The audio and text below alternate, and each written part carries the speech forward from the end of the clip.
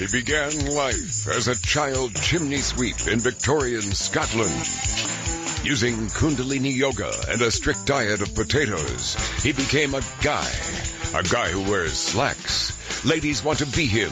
Gentlemen want to be in him. What? Now, he's a guy on the radio. Live from Hollywood, it's the Craig Ferguson Show. Yeah, thanks a lot, imaginary audience. Listen, I have to tell you, we're very lucky to be here today. It's been a terrifying 10 minutes. We just had a massive power outage, and that's not code for like something happening in your pants. Oh yeah. Although something did happen in my pants. When the power went out, something definitely happened in your pants because you screamed. I did not scream. He screamed. It's dark in here when the power goes out. And so, look, here's the thing. This show is coming to you live from the Hollywood Hills. And in the house, this is in a shed at the bottom of my garden. And in this shed, it's a very old shed. It was built, actually, back by Mulholland. Peter Mulholland? Peter Mulholland, sure. Okay. And it was built, this is a very, very old shed, and we lost power. And they were going to have to put on cartoons. Yeah. Old Jack Benny shows. They were going to put on old Jack Benny shows. And it turned out that we got the power back. So here we are, and it's live. And here's how you know it's live, because what did we do yesterday? We talked to people. Louis Anderson was here. Elijah Wood was here. You were here. Malibu Joe Bolter. I was here. But who was not here, who's here today? Oh, man. One of my favorites. Yeah. One of my favorites. One of the most beautiful women in show business. You know what? And just really nice, too. Yeah, but I don't care about that. I'm much shallower than that. See, I care. I just care about that. No, I don't. Look, you could be an absolute bitch to people, and I'd be totally fine with it. But she's not, so, bonus. It's such a bonus. Yvette Nicole Brown is here. I just clapped for myself. Well, I think there's only the three of us here. So, well, Tomas is here, but he's.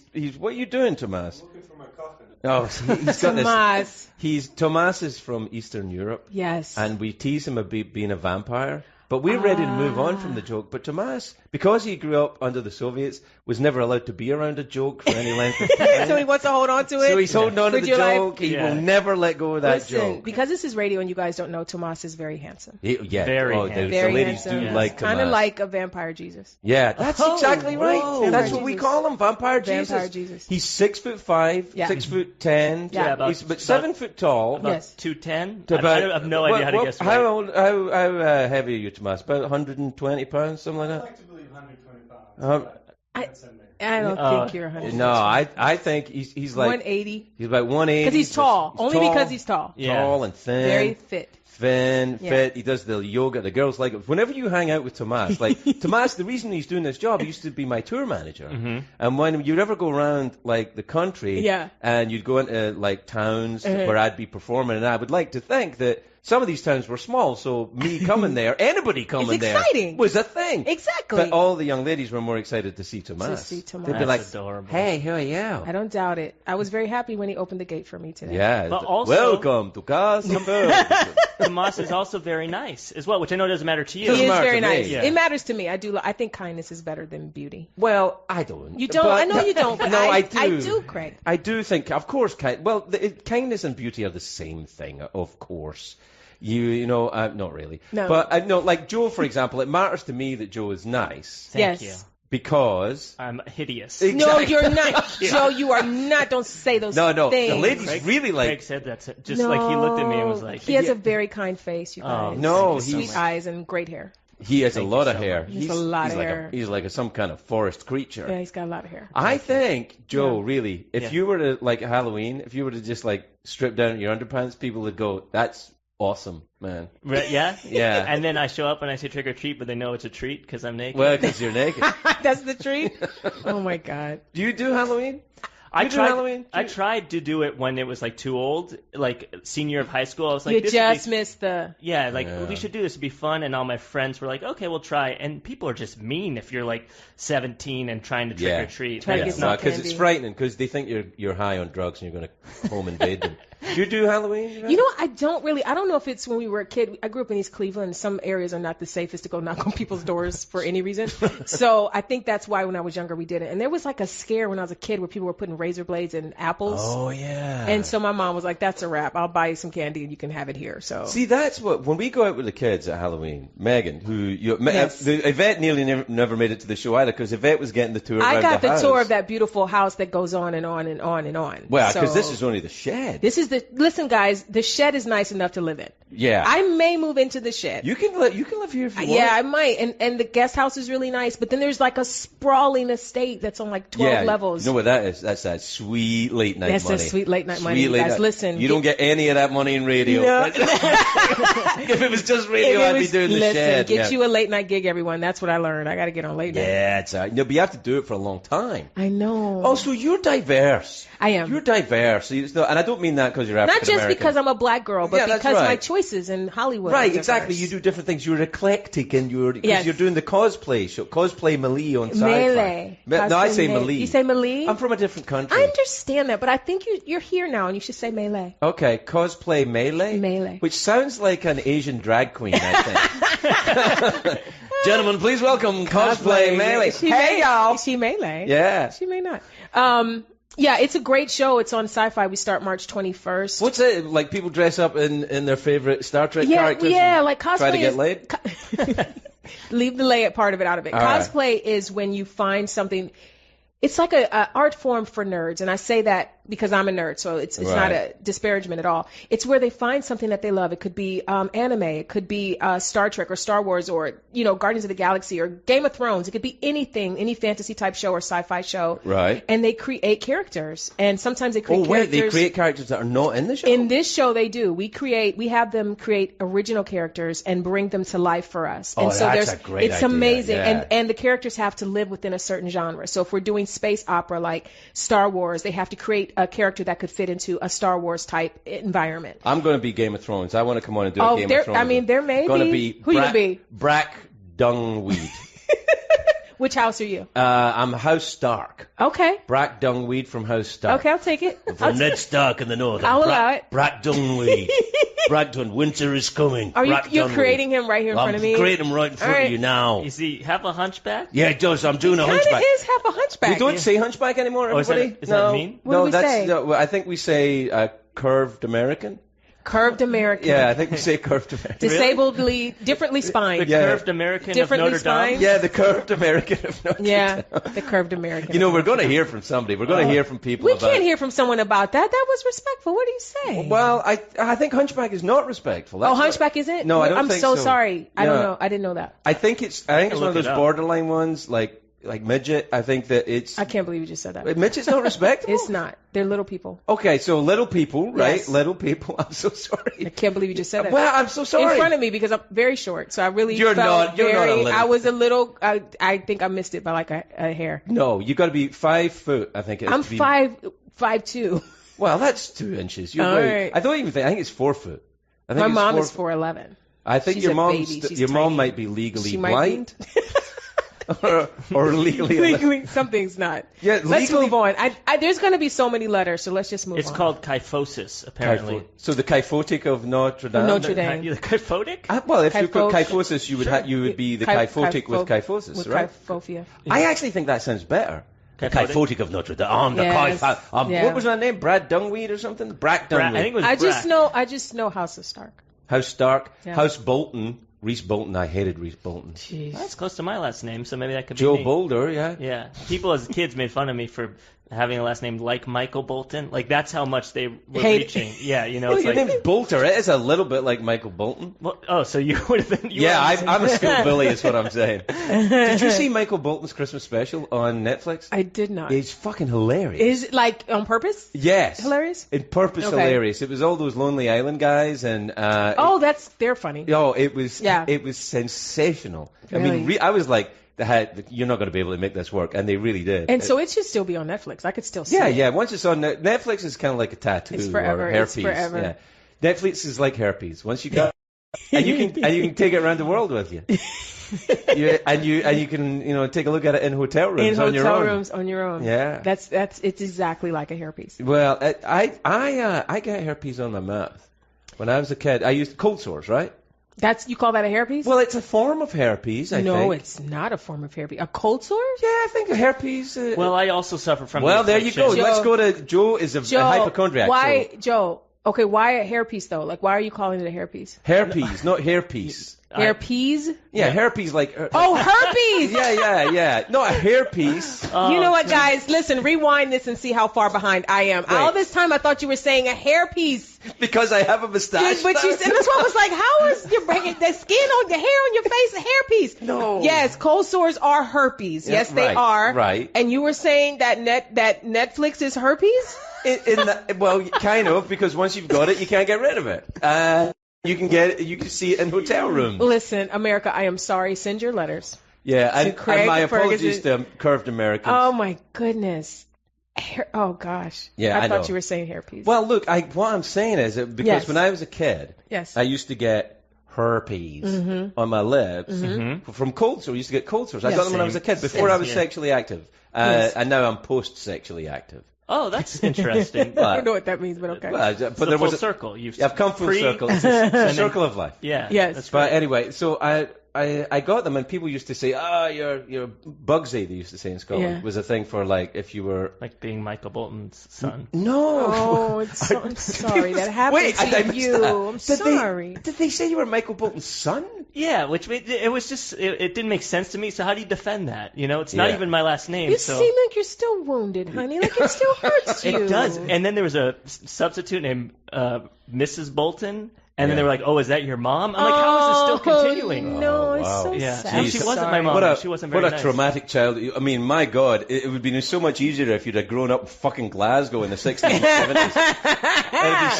That would have been so much easier on you. Jesus Christ. Oh, they made up that my dad was Michael Bolton. I don't know. I have no idea how you survived that. Poor Yvette from fucking East Cleveland, Ohio. Me from the shitty Black suburbs chick of in the Glasgow. 70s and 80s. Yeah, and you're, fuck you, must Joe. Be nice, Joe. Must be You know, nice. we all have our different wounds.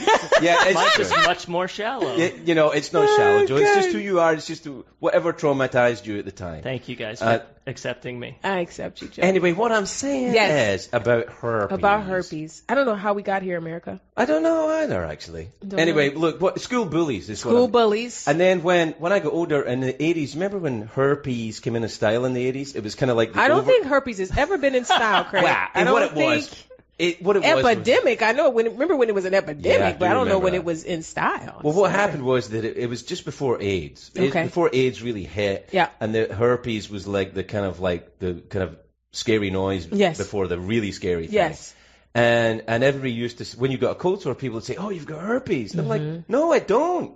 But I guess Well, I it's did. a simplex. It's like herpes simplex something, like and 1 then, and 2. and then the one on your junk is that's the dangerous one. The one. They're both dangerous. So you got listen. Really? Yes, they're both contagious. Well, yeah, but the one on your Got lip to be- isn't dangerous. I mean, There's people that I know. Listen, there are people that can have it on their mouth and then transfer it other places, and then you have it in the other places. is that how you get it on your junk? I don't know. I don't know which. Luckily, I don't know. I'm a Scottish Protestant, I so I don't know. never. Listen, I don't know tasted- which direction people get it. I thank the Lord I don't have it, so I don't Yeah. know how it flows. Right. But I do know that it can go both. It can fly around depending on It what can you. fly. It can depending Some on what. Harry Potter shit Depending on going what on. you're doing with your pieces that has the hair piece, it could end up in other places. Got That's all it. I know. Well, and we hope that welcome to the medical advice. Welcome episode. to. I don't know how we got here. Like the We most. should take a call. The most from somebody. PG-13 person ever is talking about herpes. Well, on the series. now I don't think you're PG-13. I'm pretty much PG-13. Well, I think what you are is you're classy. I am classy. You're classy. I've also a very classy bro, but I think underneath that class there's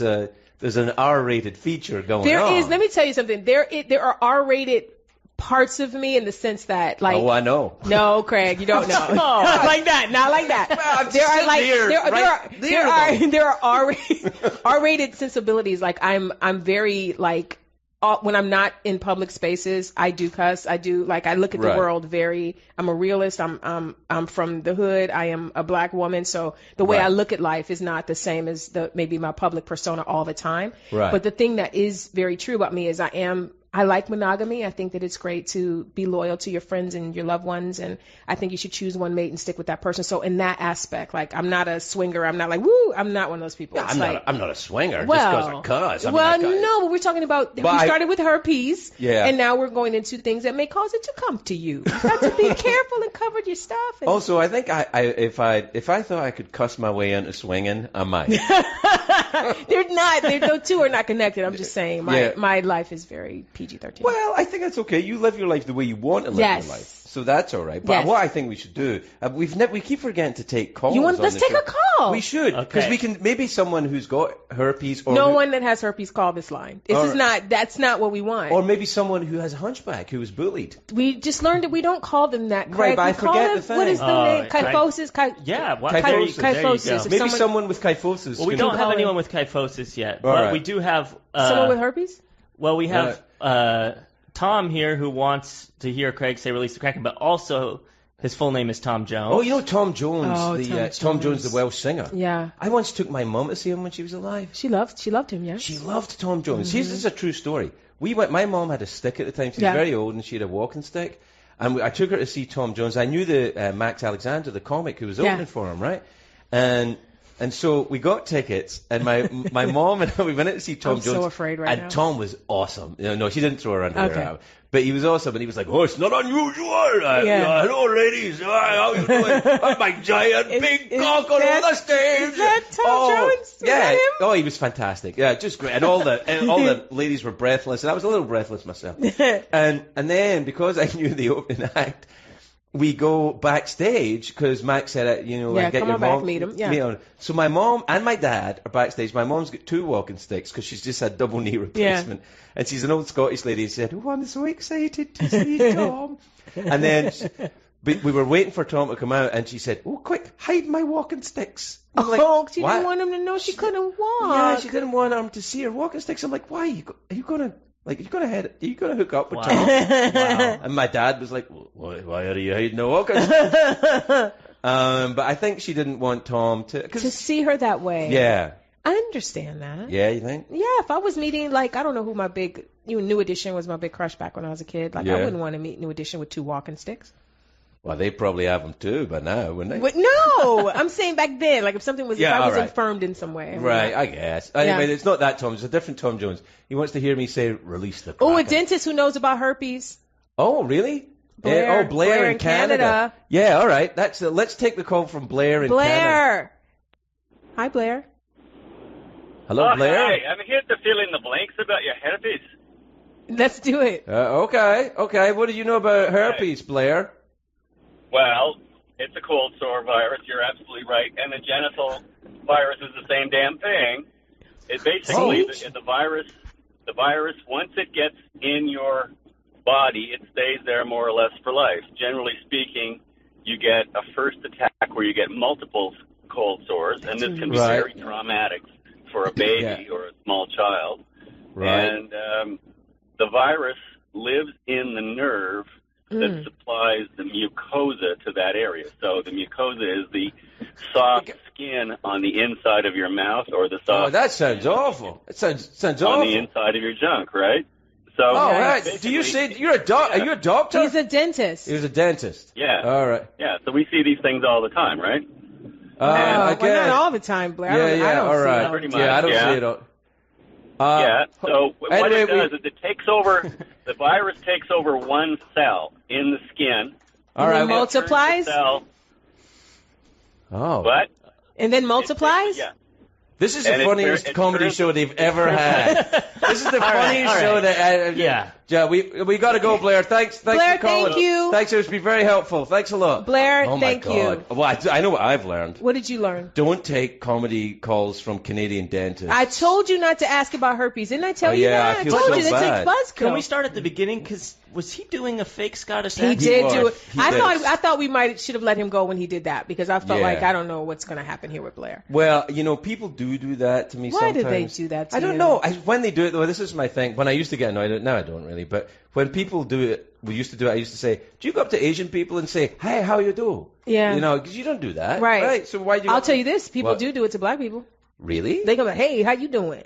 And I'm like, really? It's so ridiculous. Oh my God! I think they feel. I felt embarrassed. Yeah, I really feel like they feel like they're meeting me at my level. But if you hear me speak, I don't talk jive turkey, so I don't know. Jive turkey is like, yo, what's up, blood? But you know what? See, when I came to America, because I didn't meet the first black person I met in my life, I was 18 years old. Really? Yeah, he was a drummer in a band. Until I lived in a neighborhood, it was 100% white people. Wow. So this guy I met, Zeke Manyika, is an African, and obviously.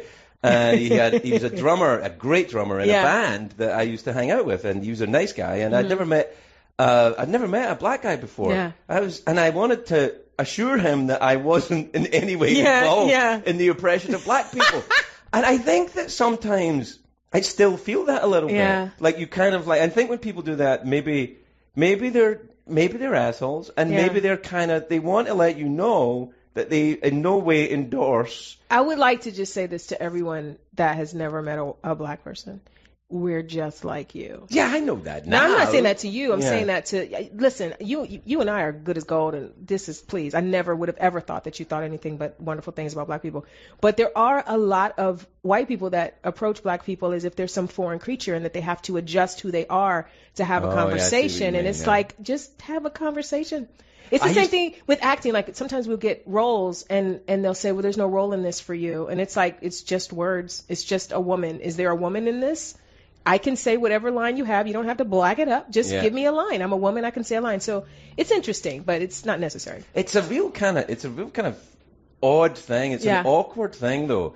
The embarrassment from low-level embarrassment racism is like there was a lot of time when I was doing the late-night show. Black actors or black musicians come on and they would give me handshakes that I wasn't quite sure where we were going, and I think they were doing it. They did it on purpose. They were doing it. They did it on purpose. Right. Yeah, I was like shake hands, and then it's go. Oh, we're going up. We're going. Yeah. I don't want that. And then I just felt like a dick. Yeah. It's listen. Some people have fun with it because they call it microaggressions. Like if you're a black person or even any person of color in America, you're used to microaggressions, and it's just little things that happen daily. They're not overt racism. Nobody's lynching you from a tree, but it's little things to remind you that people don't think you're the same as them, and so you just get used to it. And sometimes, just for kicks, you just have fun with it. Isn't that microaggression back, though? It might be. Yeah. I think. Look, I don't know. I personally have never shaken a black person's hand and gone into a full thing. No. It's never happened. Right. Okay. So I can't imagine why they would shake your hand and go into a full thing. If you're a white guy hosting a late night talk show, you might have done it a couple of times. I know everybody did it. But every now and again, I think I feel such a fool. Oh, no. And I wish I had said at the time. I think I probably did. Actually. Like, what are we doing? What are we doing? Because I just want to know straight up what's happening. Where are we going with this? Yeah. But I think really the embarrassment is more about it's kind of like, is it white shame? It's not quite shame. Yeah. Because I'm not ashamed of myself. Right. But there's a kind of desire to go, hey, look. Come on, we're cool, right? Yes. And this is the thing. We are. Like, this is the thing that this has gotten into a very deep conversation, but especially in light of what's happening in the world right now, no person of color is going out of their way to make a white person feel uncomfortable. We're just at a place in our life, especially with what we're facing, power, the person in power, that we have to make sure that we're seen and we're heard, because there are things that are being signed on the Resolute desk that are taking away a lot of our rights and our privileges, and we need to make sure that we're heard. So in this season of time, we're less likely to let things slide. So we're speaking up more and whatever, but that doesn't mean that we are now against every white person. We are 100% against racism and 100% against, if we're women, sexism, if we're of another religion or from another place, xenophobia. Those things we are against 100%, but that doesn't mean all black everybody. People. That means you. I honestly, I feel like I travel in a lot of circles with black folks, and there's not this, no one's rising up against white people. Right. We are rising up to fight for what's right for everyone. So just like the Women's March, it was everyone with their own issue that they wanted to fight. There was definitely men. There were men, there were kids, there were gay, straight, every race. I think there were Canadians there. It was amazing. So. Everyone showed up to kind of say this is not cool. So that's kind of what it is. But it's not an anti-white people thing at all. Do you want to talk to Misty in West Virginia? She's got a comment about childhood nicknames. Oh, look at what I want to talk to Christina. I want to talk to Christina in a minute too. Christina, don't hang up. Don't hang up, Christina. We're going to talk to you in a minute. But I want to talk to Misty first. Misty, you there? I'm here. Are you in West Virginia? I am. I actually listen to the show every evening, and it often seeks from comedy into some in-depth conversations. But, I kind of caught on with the entire childhood nickname trauma. Yeah. Oh, yeah? What was yours? It wasn't mine. It was my child's. His name is Shaman Testerman. Shaman as in shaman. And he's a fantastic football player, and they began calling him Shaven Testicleman. See, that's not good. That's not good. I'd rather be Bolton. Yeah. However, thank you for that. Joe feels a lot better, Misty. You've really helped him. Yeah, wow, Misty, thank you. You know the weird thing about Joe is that he does, and I happen to know this just because we're good friends, he does shave his testicles, which is the irony. Yeah, that is the ultimate. Misty, thank you so much for calling in. We have to take a break, but I want Christina, who's calling from Minneapolis. Don't hang up, Christina. Don't hang up, because Christina is a trans woman who can relate to what Yvette is saying. That's what it says on the thing. Yes. And so I want to... Christina, are you there? I'm here. No. There you are. You there, Christina? Yes, I am. I'm here. All right, great. Christina, can you hang on? We're going to take a commercial break, and when we come back, we'll talk to you. Certainly. All right. Thank you. Yes, all right. We're going to take a break, and we'll be right back after these messages for these excellent products that in no way endorse any controversial opinion that you may. These are the good ones. Yikes, guys. Sorry, everybody. All right, I'll see you in a bit. Don't touch that dial. Or whatever it is you use to control your radio. More with Craig Ferguson on Sirius XM Comedy Greats. Coming right up. You're listening to The Craig Ferguson Show on Sirius XM Comedy Greats. Oh, my God. Oh, Lord. Whoa, what the hell? Whoa. Let's never play that again. Wow, that one's crazy. The hell is that? I think we've gone too far with the jingle shit. Let's go. I think we should have maybe some Enya stuff when we come back. Like, oh, that's beautiful. That was lovely. Yeah, that's really pretty. That's Enya. That's why. It. Oh, is that a... Tomas, you're awesome. Tomas brought me a coffee. Tomas is so nice. Yeah. Is nice and Thanks, attractive. Tomas. You like Tomas, huh? Tomas is cute. Yeah, he's good. The ladies do like Tomas. Tomas is cute. It is true. Before the break, we were just about to take a call from Christina in Minneapolis who wanted to talk to Yvette. Are you there, Christina? Yes, I'm here. Hi. Hi, honey. Hi. Hi. What was it that in particular that you felt you could relate to what Yvette was saying? Well, you guys were talking about, like you, for example, when you're talking to someone, they're talking to Scottish brogue. Right, right. And you find that annoying, or, as she said, they try to do the black slang crap. Right. Well, with me being a trans woman, when they find out I'm trans, because to look at me, you wouldn't even know. My voice on the radio or the phone doesn't sound female, but when you're looking at me, it's fine. It passed. But when they find out, I'm trans. Okay. And so what do they do? When they find out I'm trans, they ask inappropriate questions like, "Oh, you're trans? Oh, that's so wonderful. Good for you. Do you still have a penis?" No way. Oh, no way. Well, I don't. Well, hold on now. Hold on. No way, Craig. That's not disrespectful. Craig, it is. Is it? Yes. Why? Oh, hell yeah. Tell him why it's disrespectful.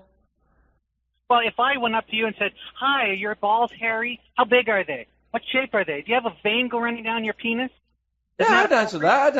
I'd be like, "Wow, you're a friendly one," but I tell you. Well, you're a slut, but that's not the point. Hey, easy, Christina. Hey, come on, Easy. Christina. I'm just joshing with you now. I think that's completely inappropriate for someone to do that. You know, I agree. That's inappropriate. Well, it is probably inappropriate, but only in the defense of people saying it, I don't think it comes from a place of hate.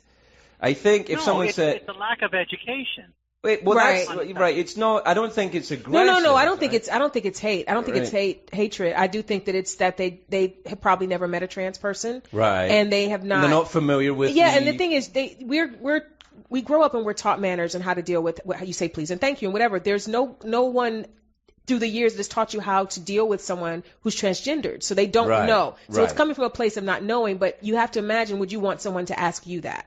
And if the answer is no, you shouldn't ask somebody that. Yeah, I don't get mad when people do the Scottish accent at me. I don't get mad at them. I guess kind of like go. It's just. Or if I'm in a good mood, or if they're particularly sexually attractive, I let it slide. I let it slide. Come on. Yeah. Look, Christina, if you're attracted to the person that's asking you these questions, come on, you let it slide a little bit, right? No. Come if I'm attracted to a guy, then I'll be okay with it. I'll just tell him it's inappropriate. Right. But, right. But a lot of people will do it. Some people, they have an idea not to ask that. Others, they'll also, blurt out your breasts real.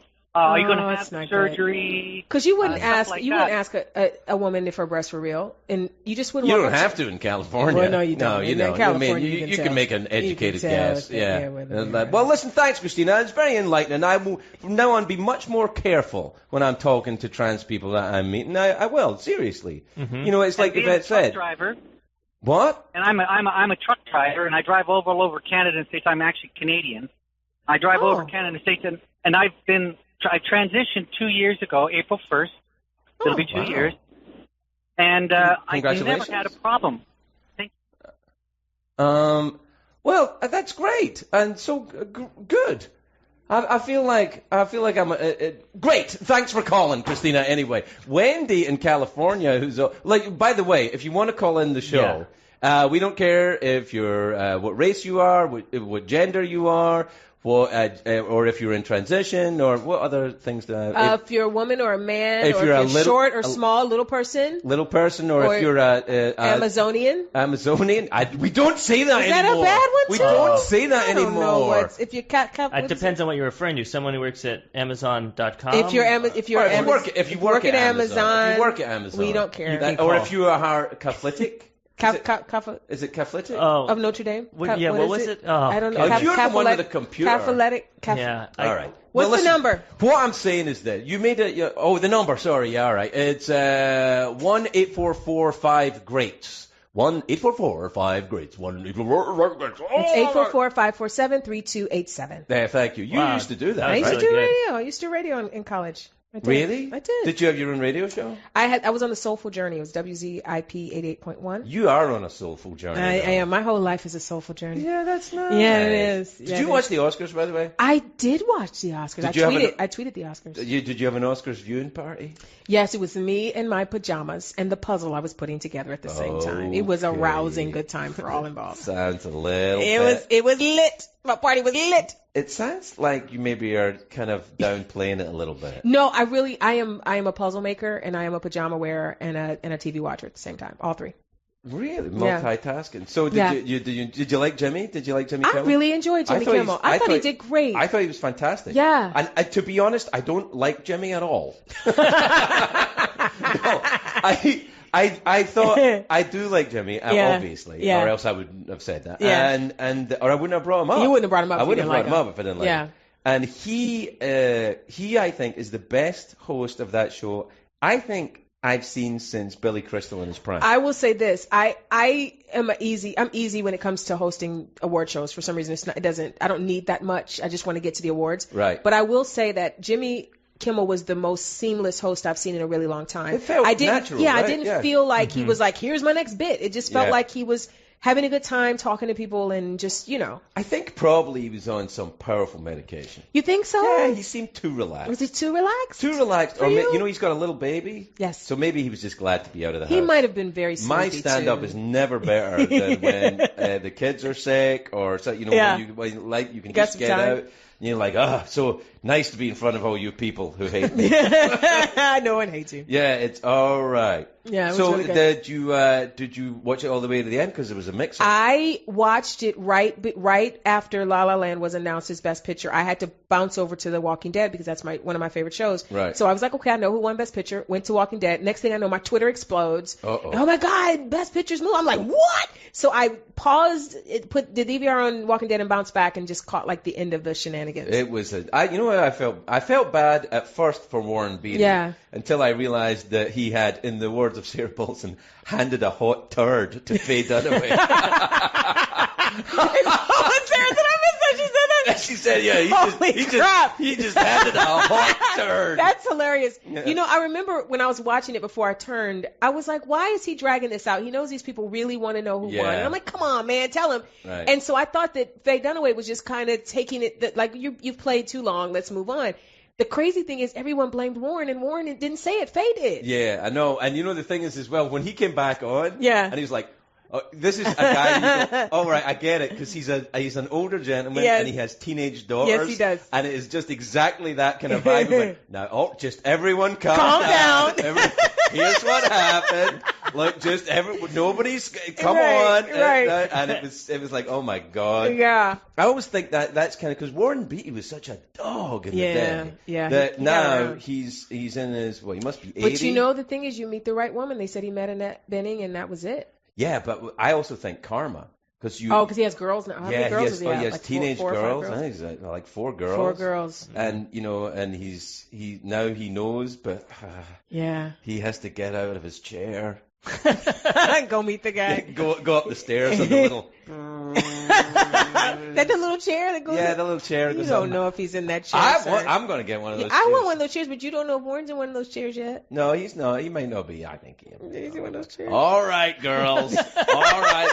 Just calm Everybody down. calm down. I never watched The Walking Dead. You don't what? I know. I feel like I probably should. I will flip these tables and run out of this room. How dare you? No, sir? I just never got into it. It's like Game of Thrones. I didn't get into it until much later. Okay.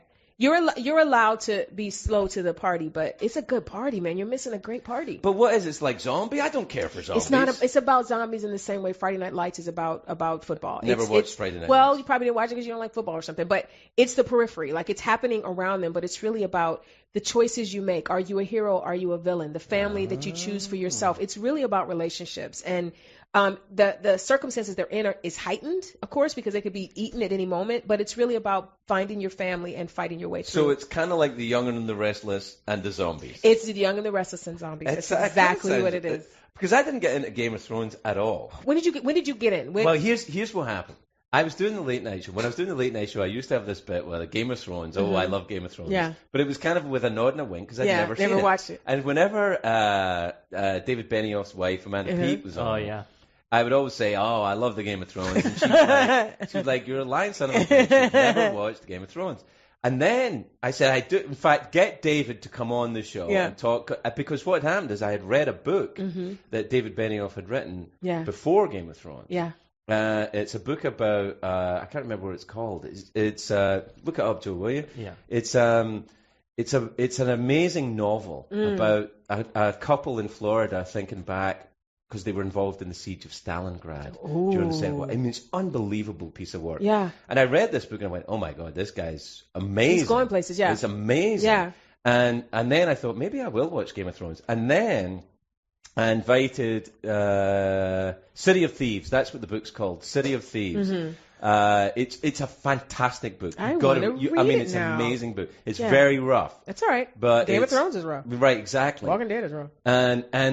And what I did was and so he kind of called my bluff and he said, yeah, I'll come on the show. And he came on the show and I was like, oh, the Game of Thrones is awesome. And he's like, yeah, fuck you. And then he said, will you host the Game of Thrones panel at Comic-Con? See. And so you had to watch. And then I watched all of them. All of them. So how many seasons do you have to catch up on to do it? 4 But you know what? There was 10 episodes a season. It was fantastic. Wasn't it amazing? It was fantastic. This is my story. I watched the first maybe 1 or 2 episodes of Game of Thrones when it first came on. Right. And they killed the first death that came out of nowhere. I said, that's it. I'm like, I will not do this to myself. I will not be excited about someone. Right. And then the Red Wedding happened, and everyone was talking about the Red Wedding, and I didn't know what was happening. It was like something happening across the world. Everybody knew. And I was like, I got to know. And that's when I went back and binge watched. And now I'm up to date and just all in completely. I had to fast forward through the Red Wedding. No, did you? Because you couldn't do it? I couldn't do it. I mean, like, I knew could what see was it coming. happening. I knew it was coming. Because everyone had been talking about it. And I thought, I know what happens here. I'm just going to like... Do you not like gore? Not really, no. Yeah, then Walking Dead might be rough for you. Well, if Red Wedding was rough, Walking Dead is... Yeah, I don't really get a ton out of that. You know what show I do like is The Americans. You watch The Americans? I have not seen Americans, and I'm a huge fan of Felicity. I'm calling her Felicity. Yeah. Carrie Russell. Carrie Russell, because I love Felicity. But I'm a huge fan of Carrie Russell's, and that's the only show she's been in, or only thing she's done that I have not seen. I've seen everything else she's done. She's good. She gets naked a lot. Oh, she does? Well, I don't know that I want to see her naked. No, not Felicity. You don't want to see Felicity. You don't want to see Felicity naked. No. I never watched Felicity. What was that? Oh, God, J.J. Abrams. So good. I love that show so much. I watch it every year, the whole show, the whole series again every Thanksgiving. What was it about? Was it like any zombies? Coming of age in college, and she had to choose. Come on. She had to choose between Noel and Ben, and it was the best show ever. No. I loved it. And her hair was beautiful, even longer short. She was amazing. No, I can't. I cannot endorse If you this. watched Felicity, you would fall in. Joe. Yeah. If he watched Felicity. Oh, yeah. You would love Felicity so much. Come on, you would get in touch with your sweet side. No, I have the last morsel of testosterone in my one remaining testicle. You'd get a T-shirt that said Team Ben or Team Noel. You'd be so in. Was that the whole thing here? Yes. When was it? Is it a 90s thing? 90s. 98. Late 90s. Yeah, early 2000s ish. Really? Yeah. And when she cut her hair, it was controversial. Cut her hair, and then everybody, like Metallica, like when the Metallica haircut happened, that was huge. I don't know what you're talking about. I don't know that one either. I don't know that reference. Come on. Yeah. Metallica, and then there was like Friends Don't Let Friends Get Bad Haircuts T-shirts. Didn't you see that? No, I like that T-shirt. I don't know that T-shirt. That's from Metallica. Well, or Felicity, maybe. I think it's from Felicity. Yeah. It definitely is for Felicity. Well, so I like the Americans, but I kind of come and go with it because they're about KGB agents. Oh, that's rough right now. Right, and then also I'm thinking, although it's set in the 80s, I'm looking at it and I go, wait a minute, you're the bad guys. So Fuck we can't root for them. Yeah, you're awful. So it's an American story. Yeah, well, it's kind of complicated. America is a complicated story. It is complicated. I tell you what is interesting to me about America as a story. Let's do it. And as a black woman, which you have been most of the day. Most of today I have been a black woman. Well, this may have some resonance with you because I changed. It became a kind of pivotal moment. I was an American. I was an American citizen. I'm very pleased to be an American. I'm proud to be an American. And I was doing an interview, Black History Month, a couple of years ago with Dr. Cornel West. Yes. Who uttered the following phrase. Oh, no. Because I was doing this, I was all kind of like about NASA in the 60s and all the stuff that I grew up with looking at that made, that kind of like excited me. Yeah. And he said, and he was very positive about all that, but he just added about different people, different Americans having different American experiences. And he said the following phrase, which was, black people have never had the luxury in believing in American innocence. That's true. And that kind of made me think, perhaps, Craig, that your perspective on America is not the only one available.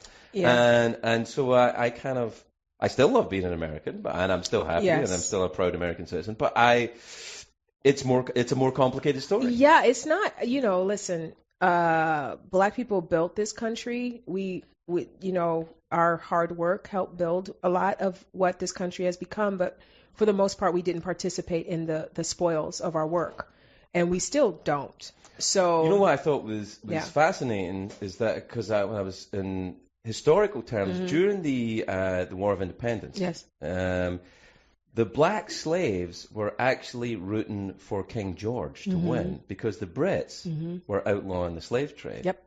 And the colonists were not. Were not. And so the side of freedom was dependent on what color you were. What color you were. Yeah. So it's kind of a okay. Yeah. And people get angry when you talk about it because like, oh no, wait, it wasn't like that. And you go, well, it kind of was. It was, yeah. and this goes back to what we were saying before. It's just because white people in the past enslaved black people, it doesn't mean that black people are mad at all white people. Or all white people are slave traders. Or all white people are slave traders. It would be just really great if white people who have not experienced what black people have would understand that maybe we have a different perspective. This is the best analogy I've come up with. I've been short my whole life. I can, on an airplane, I can stand up on any airplane. I can, fit any type of shoe. Like I have benefits from being short. It would be wrong of me to tell a tall person, like to tell Tomas, that there's no problems. Why are you upset about being tall? Yeah. You know what I mean? I don't know what it's like for him on an airplane. I don't know what it's... We've seen Tomas on airplanes. Bent over, it's hell. So he could tell me a list of things that are horrible about being tall, but I could say, well, that's not true. Right. Because it's not my... Right. It's without judgment. It's just a different perspective. Exactly. Right. But I'm saying for me to tell him that what he's telling me is true for him is not true because I've never experienced it is not fair. And that's what black people bump up against when we say this is a racist society. No, it's not. I've never experienced racism. Racism isn't real. It's like just because you haven't experienced it doesn't mean that it's not real for me. Right. So that's the push and pull that we have where when we talk about privilege, it's like they've been privileged and don't even know it. And it's okay that you don't know. Right. But step aside from it and go, maybe it has been easier for me just by the basis that I was born white. Maybe. And if that's the case, then maybe I should listen to people that aren't white to see what it has been like for them. I think people are listening. I think people are listening now because of the election, and they're realizing, oh my God, like there is something happening that we don't understand, and we should probably listen to people that have experienced it longer than we have. I haven't laughed so much since we got the call from the Canadian dentist.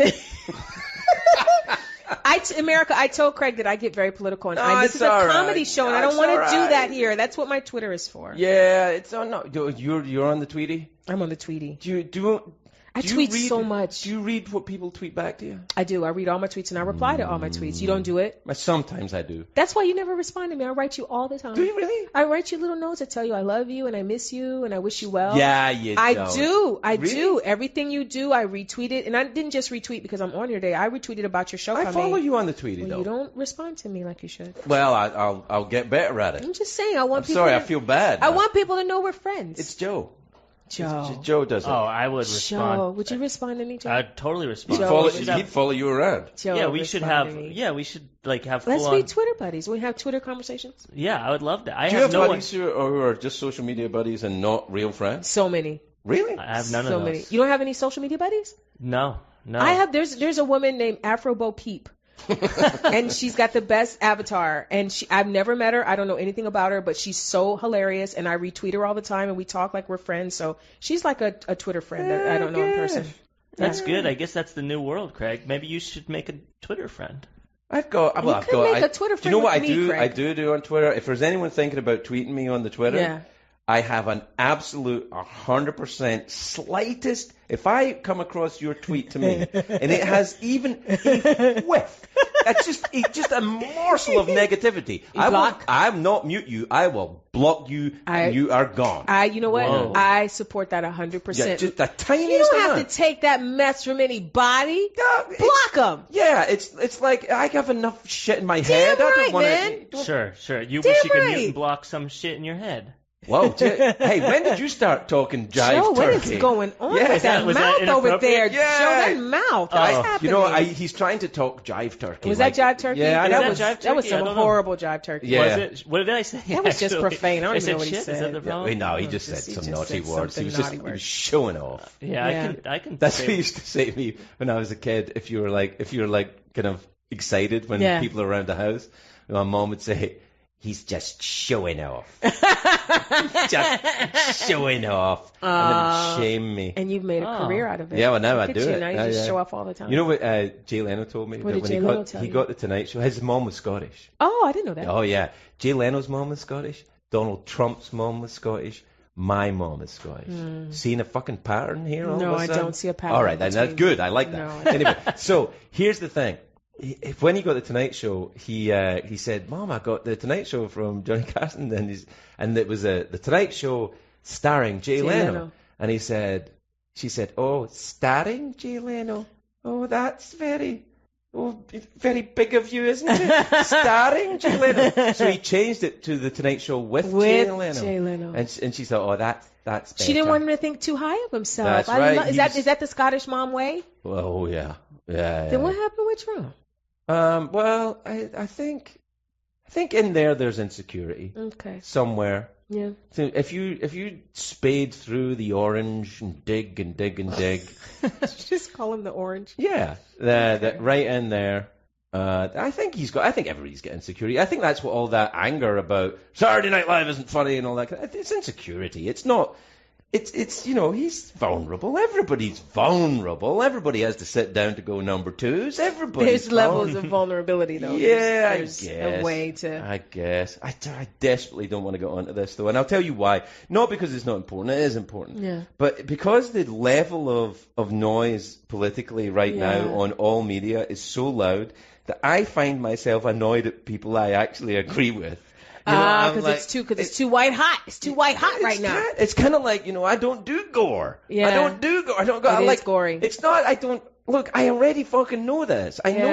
I am of this opinion too. Please don't yell at me. Yeah. I just feel like for me, it's like as a double minority, I just feel like all hands on deck. And wait, why are you double minority? I'm black and a woman. Oh, okay. So every time I thought there was another one. You thought there was something else going on, and I'm short. No, that's your triple. My hair is curly. Quadruple. Yes. Go for the 5. Go for the EGOT. My foot is a size 7.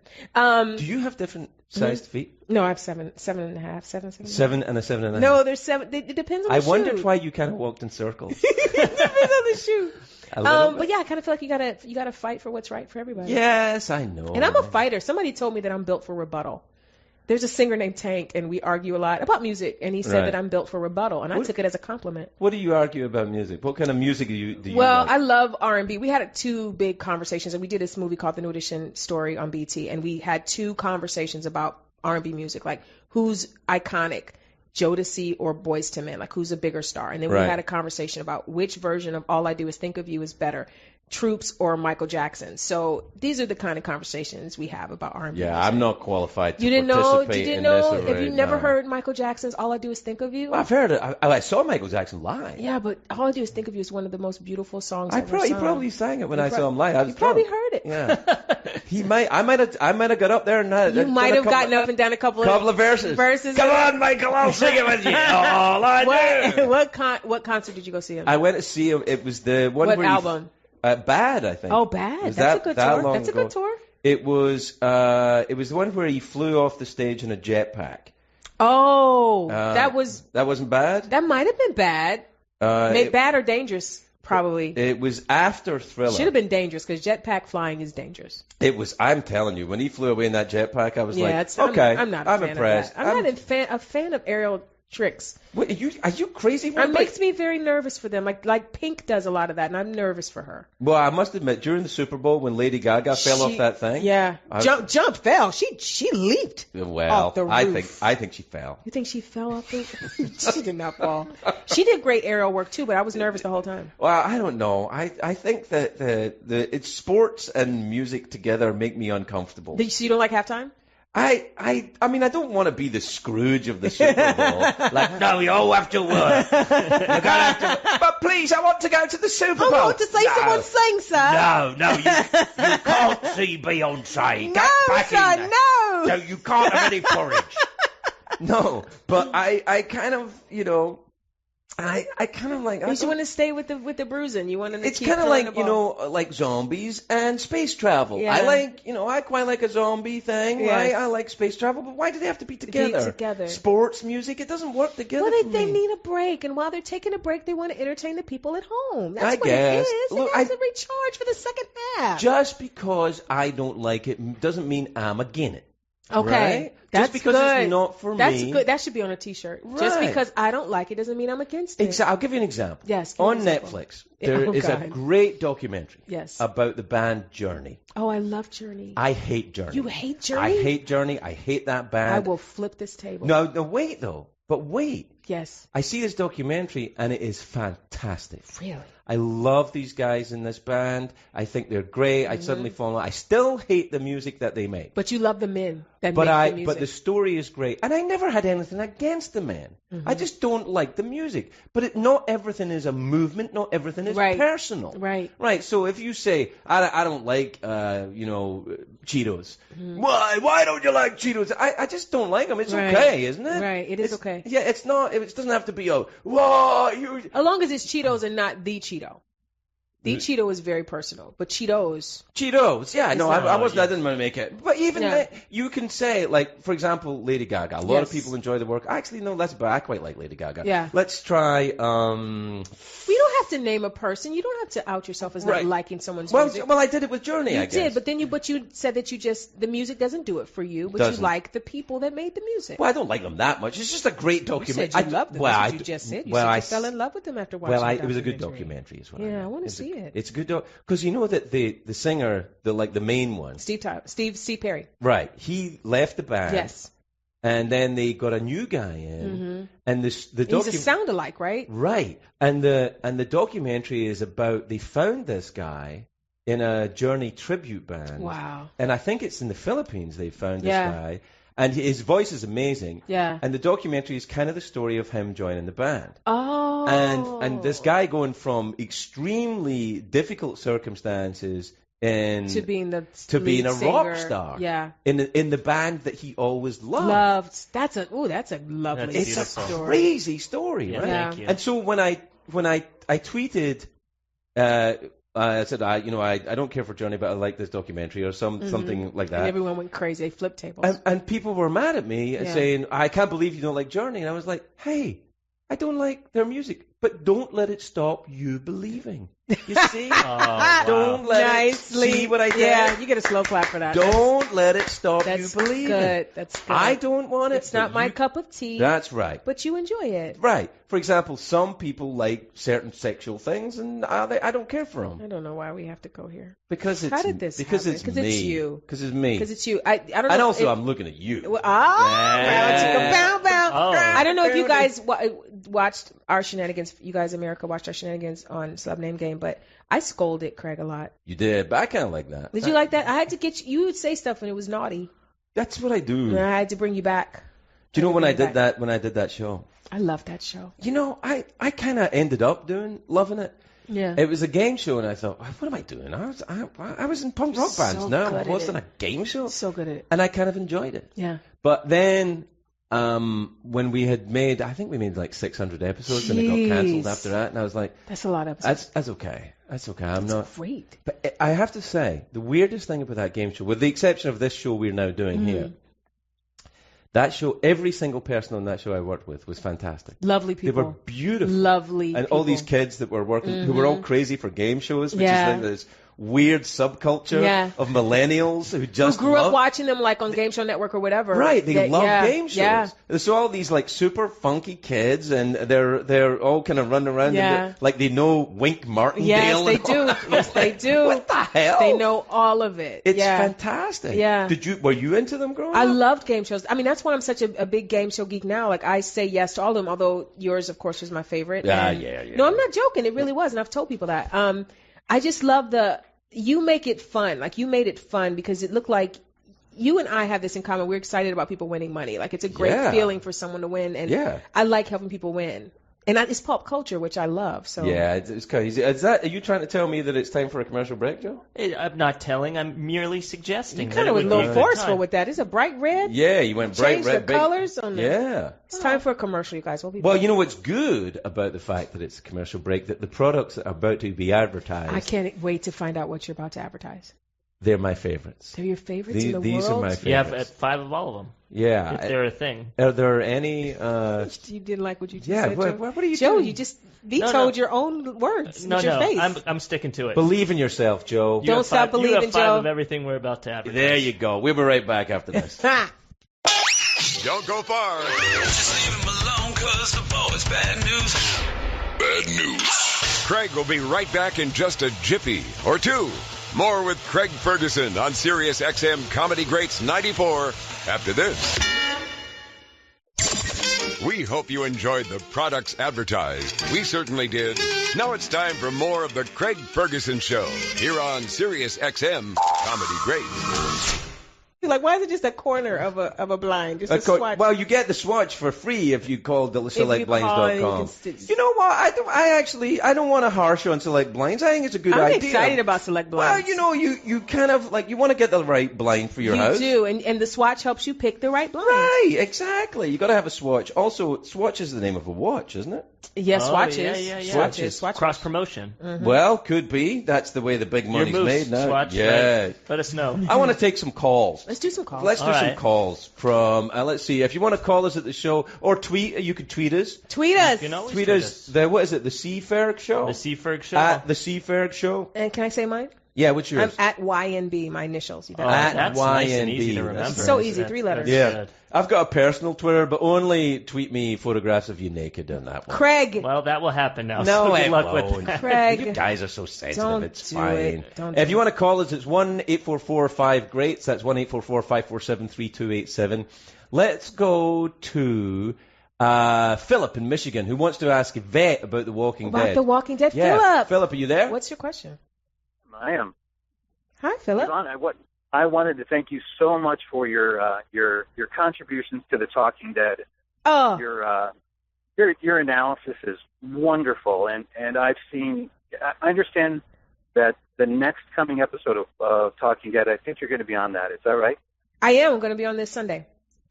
Are you really? I am. So that's the show about... It's a talk show about The Walking Dead. This is a phenomenon you're missing, Craig. It's happening without you. You know what? The whole world's moving on It's happening without you. I'm just Grandpa's, saying. I'm You're sitting on not Grandpa, but you should really catch up. No, I'm going up the chair, up the stairs in the little chair at the side. No, you're not. No. Stop it. God, Why? You don't have teeth either now? No, I don't. Why? I'm just taking my swatch, and I'm going to go upstairs. If I want to have my blind. And I'm going to see what color of blind I would like to have. Philip, what's your question about The Walking Dead? Are you there? Did we lose you? Nope, no, I'm still here. I wondered if there's any chance that we'll ever see you in makeup on The Walking Dead. You know what? I get asked that a lot, and I do believe that if I wanted to be a zombie or a walker, that they would let me. But they shoot in Atlanta in the middle of summer, and from what I've heard, it's not fun being in prosthetics in the middle of summer in Atlanta. So Atlanta in the middle of summer. It's not. I've got a friend who lives down there. I go see him from time to time. And the summer is not when it goes. It's sticky and gooey, and the makeup is sticky and gooey. But if I were to hear that it was their last season or something, I think I would beg to be a walker. I think that would be fun. That show is going to be on for forever. Long. It's going to be like you could just keep pumping through more zombies. Just bring new people in. Fine. It'll be like The Bold and the Beautiful, or The Price is Right, or The Young and the Restless. Young and Restless, or what's the other one? The Fat and the Thin. The Fat and the Thin. Tall That's and the Short. Really a great one. I watched that all the time. The Fat and the Thin. These are the days I watch that one at home in my mirror every month. Some people are fat. Some people are thin. Yeah, I go fat thin. I go fat thin. But on the same day. Sometimes it depends. It's water weight, dear. Is that what it is? It's water weight. Oh, God, I've got a lot of it. Philip, thank you for that. Do you have any other questions, or is that it? Yeah, Phil's got to go. No. Sorry, Phil. He's got to Philip, go. watch on Sunday. Watch me on Sunday. Yeah, watch on Sunday, Phil. John from Quebec wants to say hi to me. So, hi, John. But it's Quebec. Oh, so it's a lot happening in Canada. There's a lot of Canadians today. I love Canada. I have to tell you. I do too. I love Canada. Do you want to hear a story about Canada? Yes, I want to hear a story. All right, so here's a story about Canada. Tell me. When I was 8 years old, yes, a little older, maybe, but certainly before I was 10 years old, pre-sexual, right? Not pre-sexual, but prepubescent. What is on your mind today? Sex. Go on. All right. So I was very attracted to my Canadian cousin, Karen, who was the same age as me. Okay. All right. And Karen, they came. First cousin, yeah. But it was nothing happened or anything. But I just liked her. I really liked her. I couldn't understand what was going on. Can you bite it? My little chubby Scottish 1970 body. Like, that girl's so nice. I want to go near her. And anyway, I want to see a picture of you. Well, I was Tubby was my nickname at school. I was a little chubby Scottish boy. Like, oh no! But she was there was a little chest of drawers in my bedroom when I was a kid, and I got a pen, and I opened one of the drawers, and I wrote, I love Canada in the drawer because I loved Karen. And then I closed it, and then I got scared in case my brother, who I shared a room with, saw that, and he would see that I loved Canada. I loved anything. So I opened the drawer again and scored out love and wrote, I hate Canada. And just to put him off the scent. So I'm sorry, Canada, but really I have loved you since the beginning. But that was later, because you knew if he read Canada, he was going to interpret that as your cousin? I don't know. Look, I was 8 years old. He was 8. Yeah. He was 8, Joe. He didn't know. All right, good to know. The fact that I had felt tip pens in my possession at that point, it's not good. That's true. Yeah. But that's I've always, I mean, if you're Scottish, you have relations in Canada. Oh, okay. Everybody that's Scottish has Canadian relatives. Okay. That's why Canadians say a boot. A boot. Yeah, because it's kind of from a Scottish That's accent. my favorite word that they say. A boot. A boot. I like when they say syrup. Syrup. Yeah, or poutine. Oh, I love poutine. Well, you get out what you. It's Poutine, yes. Poutine. I've gone down vegan street though. I can't do the poutine anymore. It's got cheese and gravy. Oh, I love cheese and gravy and potatoes. Potatoes is okay. I can still have potatoes. potatoes. Do you have snacks here? I just got hungry. Yeah. You can have a Hall's mentholyptus. All right. Triple soothing action. Doggone it. Sweet. I wanted like something. Well, you want something a little more savory? I did after we talked about poutine. I think we got a cracker. That's right. Just if you come to Craig's show, bring us some crackers bring outside. us a snack. When I say crackers, by the way, you understand what I'm talking about. What you mean. All right. Yeah. Okay. I'm not talking about Tomas. You know what? Yeah. What? It's a joke. It was a joke. Yeah. This has a pep talk in every thing. Yeah, no, it tells you it's got an Be resilient. Hey, Tomas has brought in some. Look at this. Look. Tomas! He's got the snacks, Tomas, rice okay, cakes. Yes, I will marry you. Stop begging me, Tomas. Yeah, it's. I think I'm engaged, everybody. Wow. That's See what happens? Do you know what we should do? What should we should get a picture of you and Tomas. Yes. And put it up on the show's website right now. Let's do it. Come on, Tomas. All right, take Tomas, a picture come into the studio, Tomas. Come on, Tomas. If you can hear us. Fiance. Yeah. All right, I'll take the picture. Right. Oh, this is so cute. It's a sweet picture. All right. Now, Joe, I'll give you my phone, and Joe's going to put it on the show's website. Put it up on What's the website. Me and my fiance. It's the CraigFergusonShow.com. That's easy. Yeah, Joe's going to put it up. That's fine. Do you have a website? Do you do all that? I do. My website is I'm fixing it right now. It is usually YvetteNicoleBrown.com, but right now it's actress YvetteNicoleBrown.com because there's some weird routing. But it's the same website on both places. But if you want to find it, it's actress YvetteNicoleBrown.com. Are you gonna go to the Comic-Con this year? I am going to go to the Comic-Con. Last year I did too much. I moderated 5 panels. I've done a bunch of them as well. Why? I can't do it, man. Yeah, it's crazy. I can't. You know what it is? It's the logistics of it. Like if it was like a hotel attached to the, it's too much. Too many people getting around. It's rough. One year I did Game of Thrones. Wow. Doctor Who. Oh my God. The Big Bang Theory. Come on, man. DreamWorks. All of their shows, and I think I did a shift in a strip club as well. You and Chris Hardwick. Last year I did American Gods, the Skybound Entertainment Gaiman? Yes, have you seen it? Yes, I did. It's great. Is it good? And he came too, which was really great. Well, I know Neil Gaiman. I didn't know that. Yes, I know Neil Gaiman. I like Neil Gaiman very much. He's a nice man, and I up to that point I had only read the scripts, but now I've seen, because I'm friends with Brian Fuller, who's the showrunner, and so I've seen a couple of the episodes.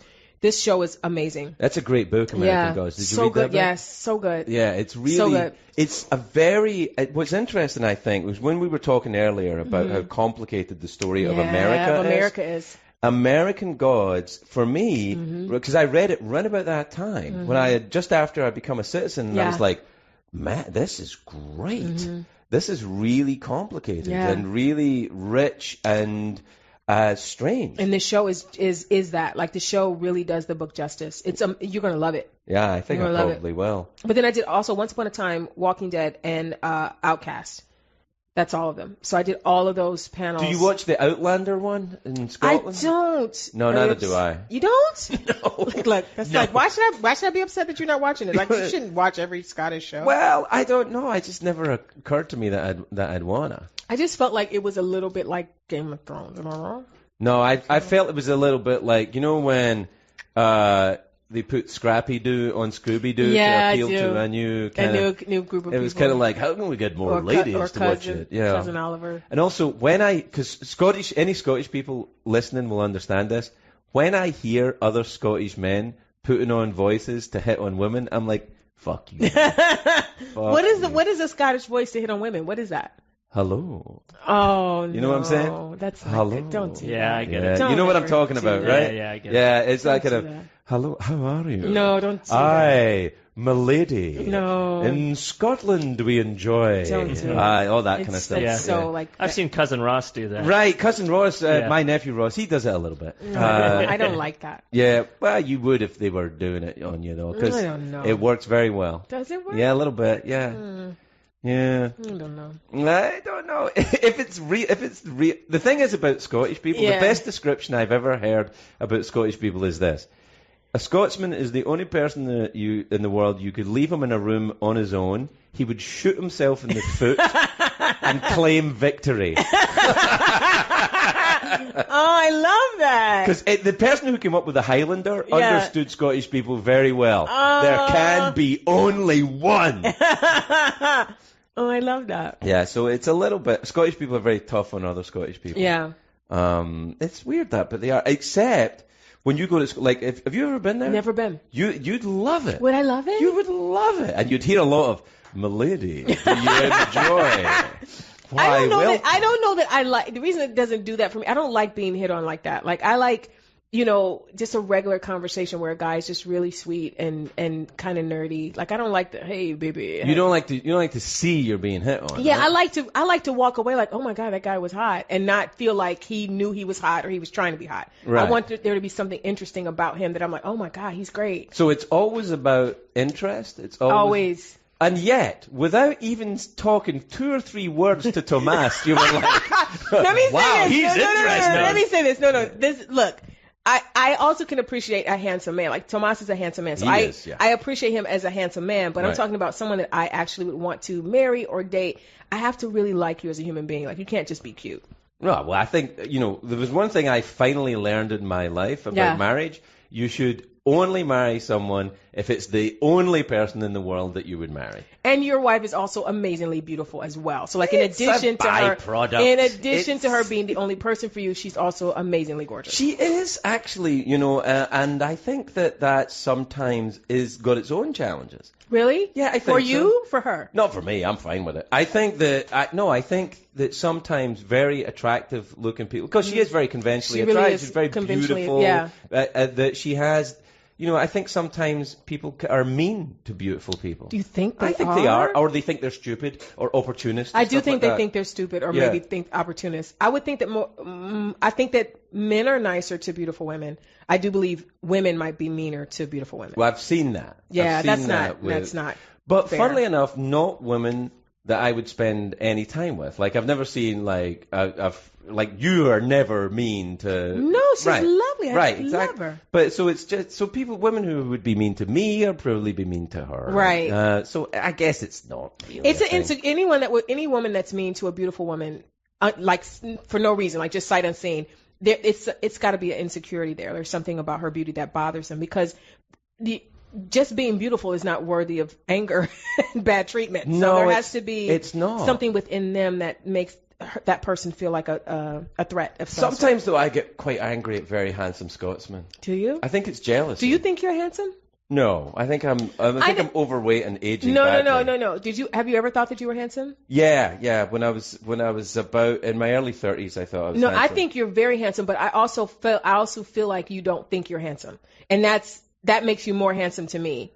Joe is nodding like that. You don't think you're handsome either, do you, Joe? Like, no, not at all. Yeah, and that makes you handsome to me too. And it's not that your features are not handsome, but the fact that you don't know you're handsome makes you more handsome to me. Are you saying you don't know you're beautiful? Like One Direction? I think you might be the only one here who knows a One Direction. No, bring it up. You don't know you're beautiful. You're insecure. But that is so true though. Like, I think when there's nothing less attractive than someone who's attractive and knows they're attractive. Listen, you have a mirror, so you might have an idea that, well, I'm not hideous. Right. But walking through life as if you're God's gift, that no one wants that guy or that girl. Like, you need to be, I just like people that don't know. Is it what makes you beautiful? You don't know what makes you beautiful, maybe? That's what makes you beautiful. What is it, you guys? What's the One Direction song? You can't play it. Yeah, you can. 30 seconds. Yeah, Are you watching the time? I'm watching. Yeah, you're watching the time. You're insecure. Go, Harry! Come on, Harry! Yeah! That's not Harry there. It doesn't matter. They're all Harry to Craig. Yeah! Yeah! You say they're all Harry. That's horrible. Hey! We're very close. Yeah! Fade it out, Joe. I'll do a national. Woo!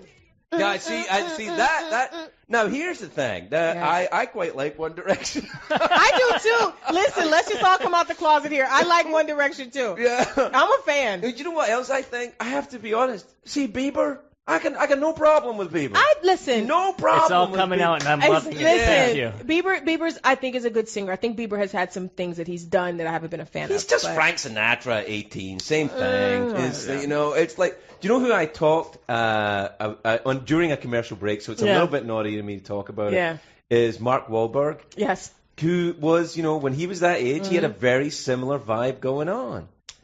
What? No, Mark was really more thug than Bieber is. Like, Bieber wants to be Mark Wahlberg, but he's not Mark Wahlberg. Come on, he's Canadian. Okay, so he can be the Canadian Mark Wahlberg. Right. Okay, I'll give him that. So Mark he was kind of like, he was a little hot-headed. He was a bruiser, he was a little aggressive and a little, and I think Bieber's got all that going. Look, you know this. Imagine you're 18 years old, 16 years old, and suddenly you're rich, you're famous, anybody in the world, telling you yes all the time and stuff like that. If you didn't go crazy, that would be weird. That might be weird. That would be weird if you were and like. And he's coming back. Like he kind of lost his way for a minute, and then he came back. Yeah, and because he's talented, he'll be fine. That's true. And so he is talented. Yeah, he is talented. I always thought that about Taylor Swift as well, who you think like some of these. When they're young artists, they take a lot of heat because they're young and they're beautiful and they're just getting started. And then you see that Taylor Swift, that's Dolly Parton happening right there. She's a really great businesswoman. Yeah. She's a great songwriter. Fantastic. Yeah. And all that, she always thinks about her relationships breaking up. Well, she's a young woman. What the hell else is she going to sing about? Well, my mortgage is... oh, no, my 401k. She's writing songs about what the hell's going on in her life. I want both of those songs on MP3. Yeah. Oh, no, my 401k. My 401k is my new ringtone. I'm going to grab it from Sirius, and that is my new ringtone. All right. Do you want to take a call or something? Take a call. All right. Let's take a call from Jackson in Virginia. Are you there, Jackson? Hey, how you guys doing today? Jackson is still there, Jackson. Hey, Jackson. You've been on hold for I'm still here. Can you hear me? Yes. Hi, Jackson. Hey, Jackson. You said you had a terrible childhood nickname as well. I did. I was I was put in this foster home, and everybody called me Fruity. Fruity? Why, Jackson? Why they call you that?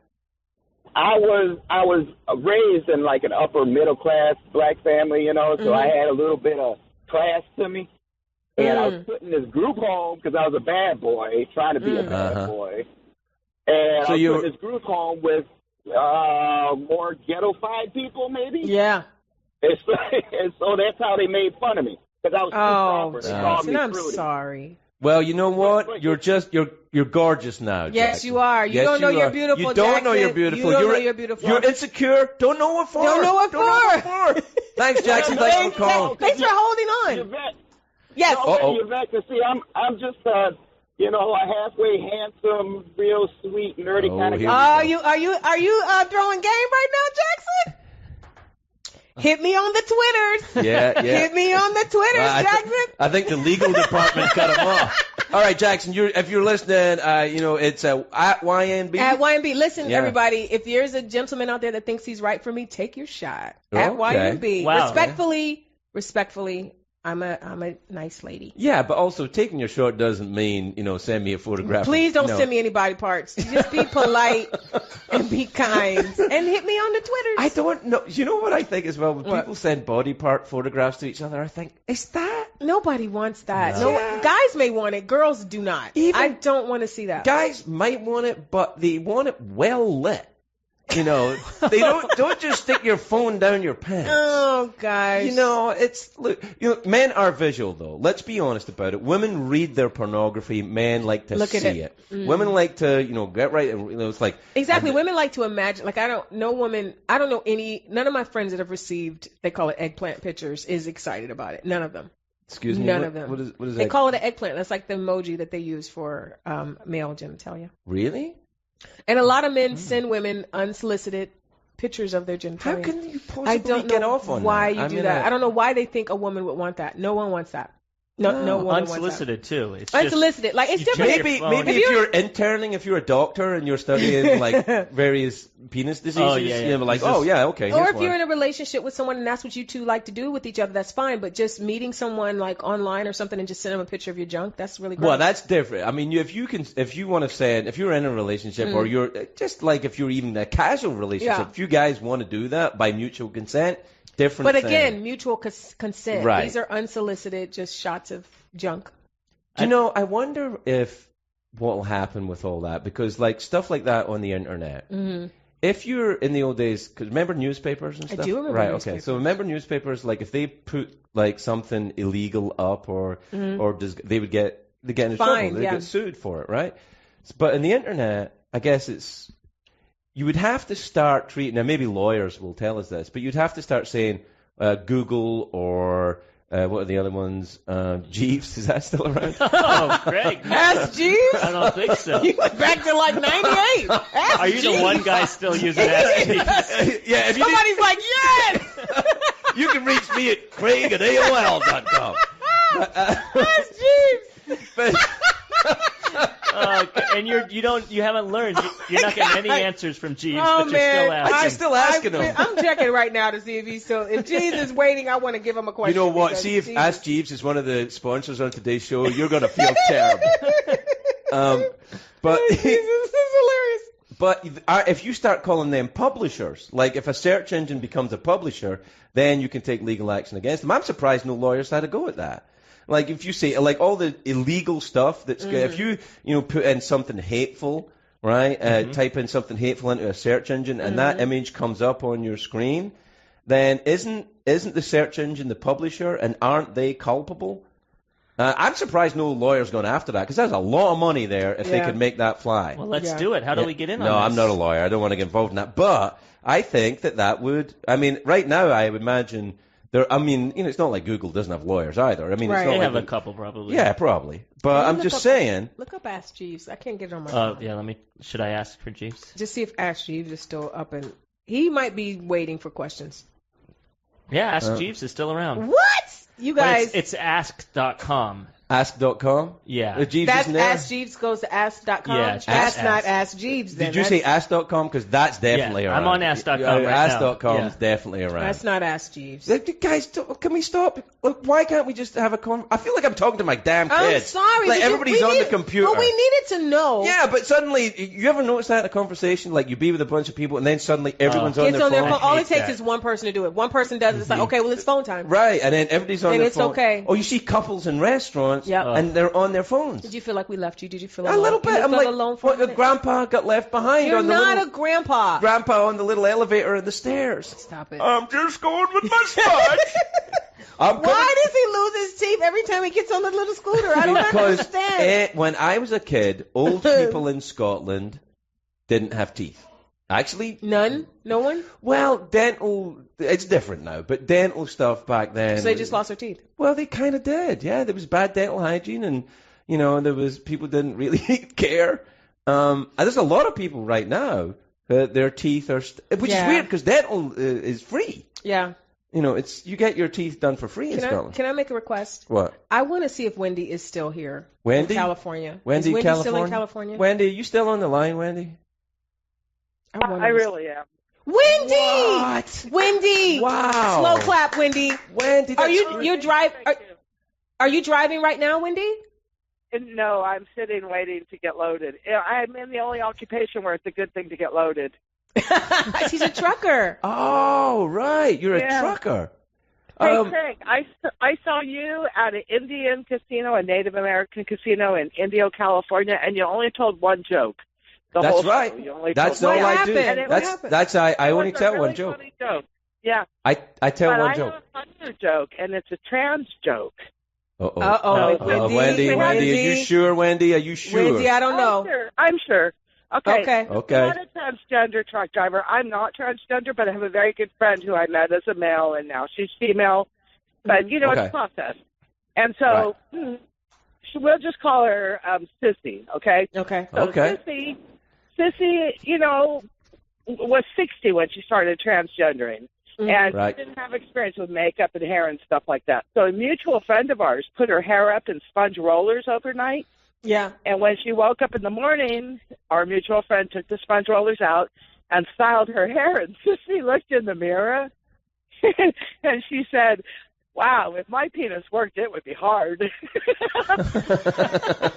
that a funny joke?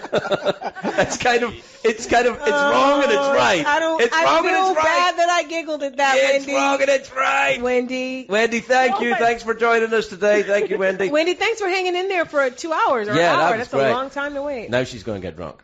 Well, it takes you over an hour to tell your joke in your show. That's my whole shtick. That's why it's one joke. That's my shtick. I go out, I say I've got a joke, I go to start to tell the joke, then I get sidetracked, and I talk for as long as I want. And then the reason I do that is I think, I've been talking for about an hour and a half, I'll tell the damn joke, and I can leave, and everybody's happy. That way, you got a beginning and an end, and you have the accordion in the middle. I want to see you do stand-up now. I like I've never seen you do stand-up. You never done stand-up? I've never done stand-up. You should do stand-up. You enjoy it. Yes. Mm-hmm. I could not do stand-up. Yes, you could. Yes, you could. Yes, you could. Yes, you could. I respect those. Why do you think I could do it? Because you're smart and you're funny and you're quick. Yeah, really? And you're brave and you're hot and that doesn't hurt. Oh, he said I'm hot, America. Mm-hmm. Oh, that's very sweet. Thank you. But I wasn't saying it, with an agenda. No, you were. Of course not. I know your wife. Right. But this is the thing. I respect stand-up so much that I've never thought about ever doing it. Like I'm happy being just a comedic actress, but that means a lot that you guys think I could. That's awesome. Well, I absolutely think you could. Mm-hmm. Why would it be unavailable to you? No, I just think it's an art form that I just respect those that do. I'm not one of those people that thinks I can do everything. Like, I'm not one of those people. So I don't think that, I'm just getting a mic and stand up in front of a brick wall and tell who does that? Like, I don't want to be. Well, if you put on that voice, then. Hey, everybody, welcome to Shecky's Ha Ha Shack, and I'm Yvette Nicole Brown. I got some jokes. Like, I just. Actually, you know what? I changed my mind. You changed your mind? Yeah, you shouldn't do it. You shouldn't. Hey, guys, try the veal. No. No, that's not how you do it. I'm a vegan, so I'm not doing the veal. That was really nice. So thank you. No, but I until you did the voice, I you didn't like it. See, now I've lost your endorsement. Only for stand-up, and everything else. Everything else stays fine. Okay. We're coming up to a commercial break. Actually, do you want to stay around, or do you have You're to? Kicking me. I'll stay. How much longer do we have? I don't know. I don't know what time it is. What time is it, Joe? 4:33 Pacific Standard Time. So that means what time is it? So it's 7:33 in the East Coast. What time do you go to 8? Central. We go to 8. If you guys want me to stay, send it on Twitter. I'll stay. Yeah, Unless you have stuff to do, because I talk a lot. No, we're here every day. Yeah, we and you know what we should do is we should say the photograph. We put the photograph of you and Tomas. You're my fiance. You and your fiance Tomas on the website. Yes. I think I just heard him laughing. Did he laugh? Why are you laughing, Tomas? We're in love. Stop laughing. We're in love. But we got it on Twitter as well. So put it on Twitter. And if there's anyone that would like to leave a comment that's positive in spirit. Positive in spirit, guys. We'll take a look at them. You can look at the show's Twitter feed. It's on your Twitter feed. What? It's on Craigie Ferg. All right. Is it not on the show's Twitter feed? I can put it on the show's Twitter feed. I don't want to put you out if you're busy. No. Okay. Well, maybe during the break, I will put it on the show's Twitter feed as well. All right. So it'll be on my Twitter feed, which is Craigie Ferg, the Yvette Nicole Brown at YNB, the C Ferg show. The C Ferg. It'll be all that. Here's some commercials. It's everywhere. The Craig Ferguson Show. Don't go anywhere. The really good stuff is coming up right after the break.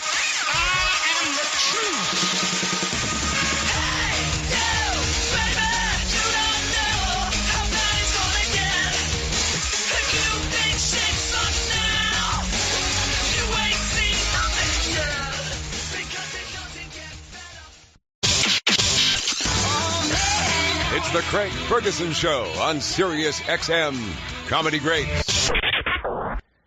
Oh, I think that one's all right. That little jingle. Okay, cool. I don't even know why we have jingles when you can do that with your voice. I like to do my own jingles. I'm also, this whole radio show thing, because this is only our third show. Yeah. Doing the live read of the commercials. It's a little bit, it's tense for me. Why really? I'm sorry. Well, you don't want to disrespect the advertiser. That's right. But you don't want to sound like you're, like a hack. No, that's why they have you live read it, because otherwise they'd have a robot do it. Oh, well, I tried that before. I tried that before. No, but you had your own flavor, and that's great. Like Bill Clinton wasn't there in the middle. No, he wasn't there. But He's it's not. kind of We don't even know if Bill Clinton. It felt like he was there. Oh no, if I was here, you'd know it. That's right. He's doing the finger if you're everyone's. Oh yeah, I do that. I do that little thumb thing. When he does it. It's a kind of it's a sexy little thing that Clinton did. It was kind of like a secret Illuminati thing. Whenever he was giving a speech, it was like, because women who knew what he could do with that thumb, they were like, "Oh, Craig, I know what he can do." But am I wrong? I don't know. It might be dirty. It might be wrong. But I was so young when he was president, so I don't. All right, okay, fair enough. I can't do it. But he was like, oh. And that's what he was doing. Illuminati signals to women across the world. Yeah, and women were like, we understand what you're doing, Bill, and we like it. And we like it. Or, we understand what you're doing, Bill, and we do not care for it. We do not care for it. Sure. Yeah. It's up to you. Everybody likes different things. So, can I say how honored I am that you let me come on the first week? I want you to come back again and again and again. I would love it. I live down the street. I have a rule about this show. What's the rule? Only people I want to talk to. Only people I want to talk to. Because look, there's no fucking money in this, and there's no glory. There's hardly any snacks. There's no snacks. No snacks. You're doing, sometimes there's no electricity. Sometimes there was none earlier. There was none earlier. We nearly didn't do the show. But what there is editorial control. That's lovely. Editorial control. I'll talk to people I want to talk to. I got an email about the show, and my publicist says, I know you want to do this. Which day do you want to come? She didn't even question, you want to do it? She knew that it would be a yes. So thank you. Thanks for coming. And I think that one of the things, towards the end of late night, I was kind of in the same position for the first guests. Mm-hmm. But always in the second guest, there was always a few kind of like, well, they're in this new sitcom, whoops, there goes the boss or something. And they're like, oh, geez, all right. And you don't want to be a jerk about it, because some of these people are, first of all, some of these people are great, and you want to talk to them. Right. And some of them, they're maybe not so riveting conversationalists, but this is their shop. Yeah. And I don't want to be the asshole that, But you were so great in late night because, well, first of all, it was very hard for me to get on late night. So the fact that you allowed me to come on was such an honor. And it was Why after. would that be hard? I don't know. But and really because I was on a show called Community with a lot of great actors, and everyone on my show was on late night except for me. Like I couldn't get on for some reason. And I know that I'm great on the couch. Like I'm a fun person. I'm interested in people. I bet you're great on the couch. Stop it. See what you did. Never let it go by. Look, I may be old, but I'm still her. And you and I were on Celeb Name Game, and you were kind enough on the show. You leaned over and said, you should come on my show. And then like within a week you had called and I loved your show because we did pre-interviews. Yeah. But Craig Ferguson throws them out. So when you go out, the first time I did your show, we talked about sharks. Yeah. We talked about. I like sharks. I think we had a great time on the show. You ever seen a shark close up? This is the conversation. Have you I ever? have not seen a shark close up. It's time. Whoa. Yeah. Well, do you That's have not one where it went. Do you have a shark in the booth? No, I think that in the booth. It should go. No, what I'm saying is, we should go diving. We will not. This is almost the conversation we had probably 3 years ago. Right. I will not go see a shark with you. I will not get in the ocean. My wife won't go shark diving with me. I will not get in the ocean. She's got the same thing going on. I won't do it. Why not? Because I'm scared of water. I'm scared of large bodies of water, and I'm scared of sharks. It's like talking to Megan. Why would you do it? Why would you do it? Because it's nature's bounty. It's the beautiful world. It's the universe. That's what Shark Week is for. I will watch it on Shark Week. Well, Shark Week, I got to say, even although as a former host of Shark Week, right, I don't know, there's a couple of things they do wrong in Shark Week. What do they do wrong? And I'm part of it, I admit, and I did it wrong. They kind of make sharks look like vicious predators, which I admit they are. But they're not always like, they're beautiful creatures. Yes. They're beautiful parts of the universe. And they're not all, it's not all bitey. Look, if you hang around grizzly bears, one of them's going to fucking eat you. But it's just they're not quite as sensational as they're portrayed. I agree, and I also think that if you go into their home, you're fair game. Like anyone that gets bitten by a shark, what are you doing in the ocean? That's not where you live. They live there. That's why I don't go in the ocean. Well, I want them visit. To do. I don't like to visit. I don't go where people. If I don't visit houses that are vicious, if they're going to bite me, I'm not going in there. Well, they're not. You just don't go when it's it's bitey time. You don't know when it's bitey time. You don't know if they've eaten yet. Bitey Time, by the way, was my favorite sitcom in the 90s. Was there a and shark now in it's it? time for Bitey time. Bitey time. Yeah, it was Zach Bitey, I think. I loved those old shows when they would do it taped in front of a live studio audience. I like that thing. I love taped that in front of a sound. live studio audience. I love that announcement too. Yeah. It was Yeah. All in the Family, I remember, because that was the one we got that in Scotland. But it's because they're bragging about it. Like, hey, look, we got people to come see this. Yeah, people came. This is not fake canned laughter. And then, but what happens now is when I hear it, if I watch reruns and cable and stuff, I think, oh, they're all dead. Oh, jeez, Craig. Oh, Craig. You're supposed to be enjoying an old sitcom. Why are you going there? A lot of them are. No, that live studio audience is now a dead studio audience. Dead studio audience. That's true, because you have to be a certain age. Like, yeah, you'd have. There weren't any kids there. They That's were right. 18. In heaven watching. Heaven, okay. Let's swing this around, They could Joe. be in their 80s. They're in their 80s, or they're watching the sitcom in the sky. The sitcom in the sky. What do you think happens after you die? Oof. That's it. Nothing. Really? You think nothing? I think you go to heaven or hell. Really? You think so? I really do. You think it's that gothic? I think there's life after death. Yeah, I do. But I think heaven or hell is based on who you were here. Like, I think hell could be. I think life is now. I think heaven or hell is now. I mean, it's true. I mean, listen, hell could be. What's your version of hell? Like, if you had to pick a hell, what would your hell be? I think probably a Journey concert, front row of a Journey concert. Oh, that's horrible. I'm kidding. Steve Perry's not in Journey anymore. I know, but he's still an amazing singer and a great guy. Yeah, well, I had dinner with him randomly. Really? I went to dinner with friends, and one of my friends invited Steve Perry, and he's delightful. I enjoyed it. Well, of course he's delightful to you. No, what do you mean? He didn't know to me me, from he Adam. would be He didn't know me from Adam's house. Yeah, you're a beautiful, attractive black woman. What's he going to do? No. Get out of here. It was very nice. Yeah, get out. No, I don't want to. Yeah, I don't like hanging around with beautiful women. Jeez. He was very nice. No, I liked him. I think heaven or hell, I don't know about any of that. I think people get mixed up with the afterlife. Yeah. And they think that the afterlife is something to do with belief in God. Yeah. Like it's the same thing. Like if you're like, what happens after you die? I think that's it. So you don't believe in God? I never said that. Yeah, I think that's it. Yeah. I mean, why? It's like the same thing. I don't think it's the same thing. If you think that, I'm going to Joe now, if you think that there's no life after death, do you think that there was something before? Do you think you were somewhere before you came here? Or do you feel like you just... Well, he was in Malibu before he came here. Yeah. In my childhood? I know people describe that feeling of being like, oh, I know that I had a previous life or something like or that. just being in the void, like nothingness to nothingness. So you think there's just nothingness, then you exist, and there's nothingness? Yeah, that's kind of my thing. Really? Yeah. It's not a happy thing, but well, philosophically, it doesn't make any sense. When you think about it, doesn't make any how can sense. you have this? I'm not saying you're wrong. Life experience, all of this energy that you create as a human being, and then it just goes to nowhere and to nothingness. Like it just. Yeah, maybe energy. But you don't think maybe plankton might think the same thing? Like, all that time I spent swimming around the ocean just to be gobbled by a whale. I don't know, guys. Because plankton talk like this. They're really like enjoying life, though. Yes, that's right. Why, I've been a plankton for many's a year. I think there's something more. I think you we're do? missing it. Yeah, I do. And I mean, even like in out in the galaxies and stuff, like when you ever seen one of those videos where they show this is where you are in the galaxy, and then they pull out to show how many more there are. Like this is everything about this existence is more vast than we know. That's what I believe. I think that the idea, and this is why I believe science right now is split into two factions. Mm-hmm. There's real science, which is scientists who say we don't really know. Yeah. That's what a real scientist would say about stuff they don't really know. And then there is science as religion, when they say, well, we've got the answer to this now.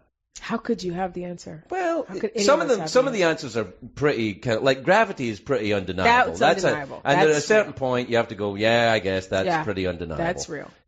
And you don't get many gravity deniers, even though gravity is only a scientific theory. Yeah. Very few people say, I don't believe in that gravity. Like, well, if you don't, you're welcome to try it out. But it's a scientific theory. It's not. It's a provable scientific theory, but it's still a theory. Right. And I think that sometimes people get caught up in, if you don't believe what I believe, then you are deficient morally. And I don't understand that. It's like people, the most common thing I think in politics right now is like, look, a lot of people think things I don't think. Right. They believe things I don't think. Right. No matter how I yell at them, no matter how much information I give them that I believe to be true, they're not going to change their mind, either side. So the job of politics is not to yell louder at people you disagree with. Right. I think the job of politics is to find a way that you can live in an environment where people disagree with each other with mutual respect. That's good. And that, I think, is been lost in the noise. Yeah. I think that's a great point. I think in regards to religion and spirituality, what it is for me is, everybody knows I'm a Christian. I talk about it all the time. But all Christ told us to do is love. Mm-hmm. And I think what is happening is that a lot of quote-unquote Christians are doing more than what Christ told us to do. They're telling people who are going, they're picking who's going to hell. They're calling out sins. They're doing all this stuff that God knew we were never equipped to do. We within ourselves are not equipped to decide who's going to heaven or hell. Now, you can call sin. I know I shouldn't be stealing nothing. I shouldn't be taking somebody's husband. There's things that I know I should not be doing. Yeah, but I should only put the snacks that I stole back. But I should only be concerned with my path in this life and the things that I am doing wrong. There's a thing in the Bible that says, take the plank out of your eye before you fiddle with someone else's splinter. And there's a lot of people fiddling with splinters with a big hunk of wood in their own eye. So deal with your stuff, and all you're supposed to do with other people is love them. And we all can love. That is not hard. So that's the Christianity that I follow. The rest of that mess, I don't know what that mess is. That ain't the Christ I know. Well, I think what happens is, in many things, Joe, you studied philosophy, right? Mm-hmm. Religion, I think, is, it's a branch of it, right? Sure. It's a thought of it. I think philosophy, whenever I've looked at it very closely, and religion suffers from the same problem. It comes down to semantics. Mm-hmm. It always comes down to the literal meaning or non-literal meaning of the word that you're talking about. Right. So what happens is you end up saying, I'm a Christian. Yeah. You say that, a guy who fundamentally believes, or a girl who fundamentally believes, and just about everything on 180 degrees opposite of what you believe will also label themselves with Christian. That type, Christian. And that's confusing. Yeah. That's confusing to me. I go, well, that's that and that's that. Right. What is How is that the same? Right. And so what I'm putting forward is we need more words. Oh, more words. More words. You can also say that you will know them by their love. If they truly are Christian, when you leave their presence, you feel love, not condemnation. If you're feeling condemnation, there's no condemnation in Christ. So if you're feeling condemnation, you probably are not with someone that truly is trying to live a life that honors Christ.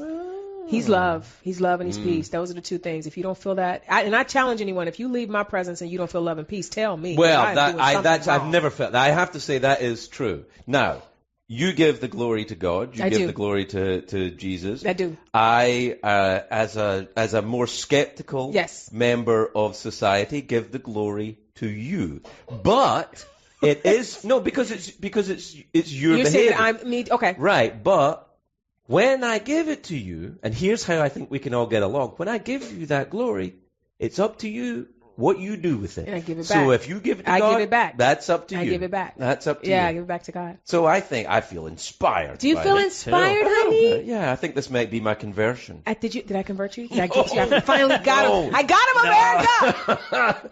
I don't look. All I want to do is not harsh on people. Not all I want to do. Yeah. But what I think is important is not to patronize and humiliate people who think differently to me. But see, that's exactly what I'm saying, though. If you feel that's not Christianity. Right. Or any religion. Or any religion. Any religion, the basis should be love. Right. Honestly. I bet you there's a call now. There's a question? I bet you there's a call now. But the minute you start people want to know about your tour dates. Yeah, well, they're on the website. I'm not touring. It's going to be hard. Keep looking. Yeah, all right. Somebody, Stacy in San Diego wants to know if Yvette's going to the You want to ask about Comic-Con, Stacy? No, she wants to know if you're going. I'm going. Yeah? I will be there. Well, no, wait. She wants to ask about Comic-Con. 2016. Last year Comic-Con? Stacy, we going back in time. Are you there, Stacy? She might have. Hello? She's at Comic-Con. Oh, she's there. I hear. All right. Okay. What's your question, Stacy? Hey, girl. Hey, Stacy. Oh.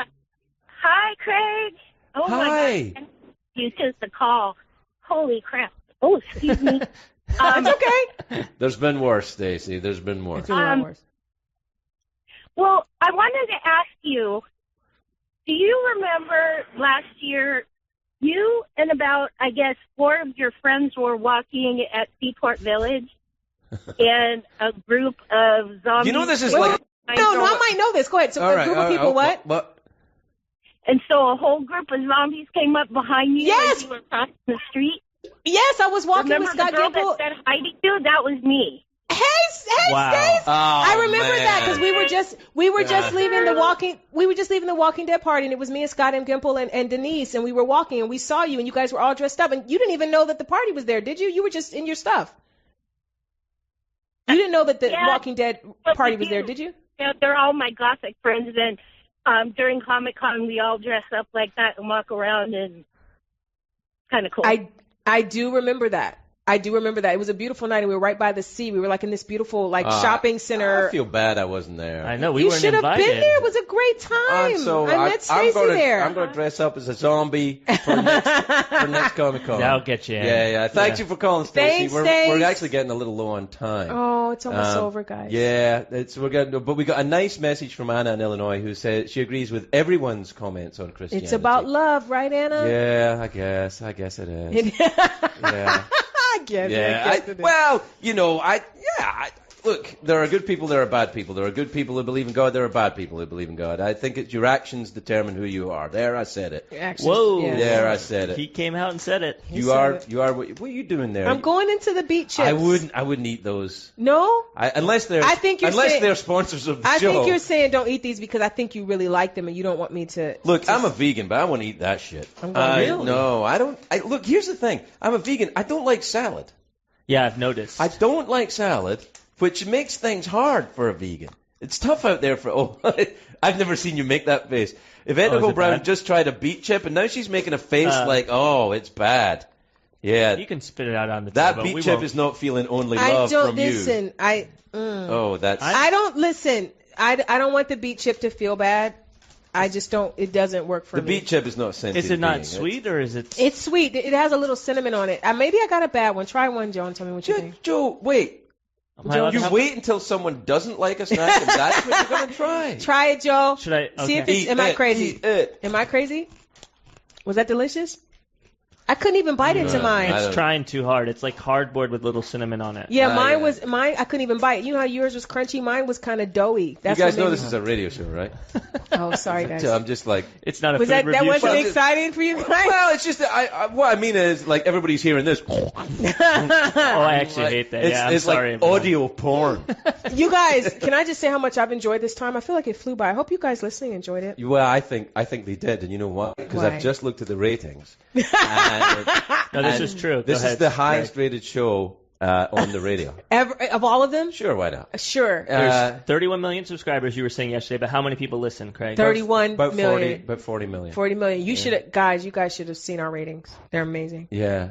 They're fabulous. Do you watch the ratings when you're doing a show like? I do because this is my job. Like if the ratings go down, you're canceled. Oh, you nearly said it. I nearly got you to cuss. Said it. Yeah, but I was going to say fired. Oh, fired? Yeah. I thought you were going to say the F word. Can I say it? Yeah, if you want. But remember this. What? There's a lot of people out there that believe in you, and that believe in your. My sweetness? Yeah. I'm sweet. You can be sweet and say a cuss word every now, I guess. Yeah, in fact, a well-placed cuss word. I think so. I think it's actually surprising that I haven't cussed while I've been here. Yeah. We haven't talked about anything that would get my ire up, though, to make me cuss. Well, I don't know. I mean, we've talked about sex, religion, and race. These are all the things that could usually get people's ire up. I try to be a soft and calm voice for all of those things. Yeah. I try not to rail and yell. I don't know. Joe has been very calm the whole time. Joe, you've been very calm this entire time. I'm a pretty calm guy. What can I say? Joey's from Malibu. Have you enjoyed our time, Joe? Oh, unbelievable amount of fun I've had. You've had. I just started saying words. Are you sure, no, Joe? I started saying words and I realized they didn't connect back to what you asked. No, Joe, because it didn't feel like Joe. It didn't feel like you meant wait, ask me again, and I'll Joe, try to get it. have you enjoyed our time together? I've had so much fun with you guys. Oh, yeah. See, you're really getting this Hollywood thing now. No, Joe. it really is fun, though. Yeah, it's fun. I gotta say, this is like all the fun of late night without any of the bullshit. Any of the mess. Yeah. And I only put on makeup because I had something else to do earlier. I would have came in here looking like I dragged out of bed. I mean, I would have respected you enough to like been clean, but I probably wouldn't have had makeup on. I'm clean. Yeah. But I mean, like, this is kind of like voiceover. Like, you just come in and Yeah. Whatever you have on. Just talk. And talk. I'm just talking to people. Oh, sorry, everybody. I was just banging my mic there. Yeah. By the way, we got Janet Jackson mics, guys. I want to take a picture in my black with my Janet Jackson mic. Yeah, you look good. It's almost over. Good. Oh, it's so sad. Let's take one more call. Okay. Let's take one more call. What about Mike in Idaho? Yes. Mike in Idaho. You there, Mike? Yeah, I'm here. Hey, Mike. Oh, hey, Mike. What's up, buddy? It's a great day for America. Oh, there you go. Oh, yeah, it is, Mike. Yeah, it is. Mm-hmm. I kind of feel it's like that's my get her done. Yeah. Have you got a question, Mike? Yeah. I wanted to ask you about a thing you do in your stand-up. You always refer to this one time in Amsterdam in 1987. Mm-hmm. Is that something that actually happened, or did you just kind of throw that out there and it happened to stick? Well, here's the truth of the situation, Mike. I have been to Amsterdam, and I went sometime in the 80s. I got sober in 1992. Sometime between 1983 and 1992, I was in Amsterdam for a week. And some stuff happened which was, it wasn't my proudest, well, I'm not judging who I was then. Actually, I am. But it happened. It happened. I was a lively youngster looking for a good time. Have you ever been to Amsterdam, Mike? Do you enjoy pot cookies? I've never been to Amsterdam. The closest I've been was Amsterdam, New York. No, this is a different Amsterdam. This is do you enjoy the Pakistani black hashish? Oh, that's a thing. That's a thing. Yeah, it's hashish. It's hashish. You probably don't. If I tried that, I might just get fired. It's usually frowned upon whenever you operate a big truck and you're high. I would say. Can I say on behalf of the traveling population of America, Mike, how happy we are Mike. that you are not on powerful hashish as you drive your truck. I do what I can. Thank you, Mike. Thanks for calling, buddy. We got a call. We're going to wrap this whole thing up. But thank you for calling. Drive safely, please. Thanks, Mike. I love that so many truckers called. I like the truckers. Yeah. I like the truckers because, they sit there and they just drive across America with goods. Yeah, I love that. I'm going to take all this shit over here and give it to people. But they also listen to stuff all the time. Well, you gotta. And they're still choosing this. That says a lot. We got 3 or 4 truckers today. Yeah. That's really good. There's been times in the 80s where I got 3 or 4. You know it. Come on. One time in Amsterdam. Craig. Yeah, I'm kidding you. All right. It was all right. You ever been to Amsterdam? I've been to Amsterdam once. You enjoy it? I did, not the way you enjoyed it. I was on a tour. Trust me, so I didn't enjoy it. I thought it was really beautiful. Like I loved It's a beautiful city. What is it? The little canals. Canals. Yeah. I have pictures in front of the canals. They were lovely. You know what city has beautiful canals? Best I've ever seen. Well, St. Petersburg in Russia. Really? Unbelievably beautiful city. Gosh. Unbelievably beautiful city. Wow. When the Russians take over, we should all go there and have a look. Because it's a beautiful... You said it, I didn't. It's a beautiful city. You said it, I would love to go, but I don't think now's the moment. I definitely wouldn't go now.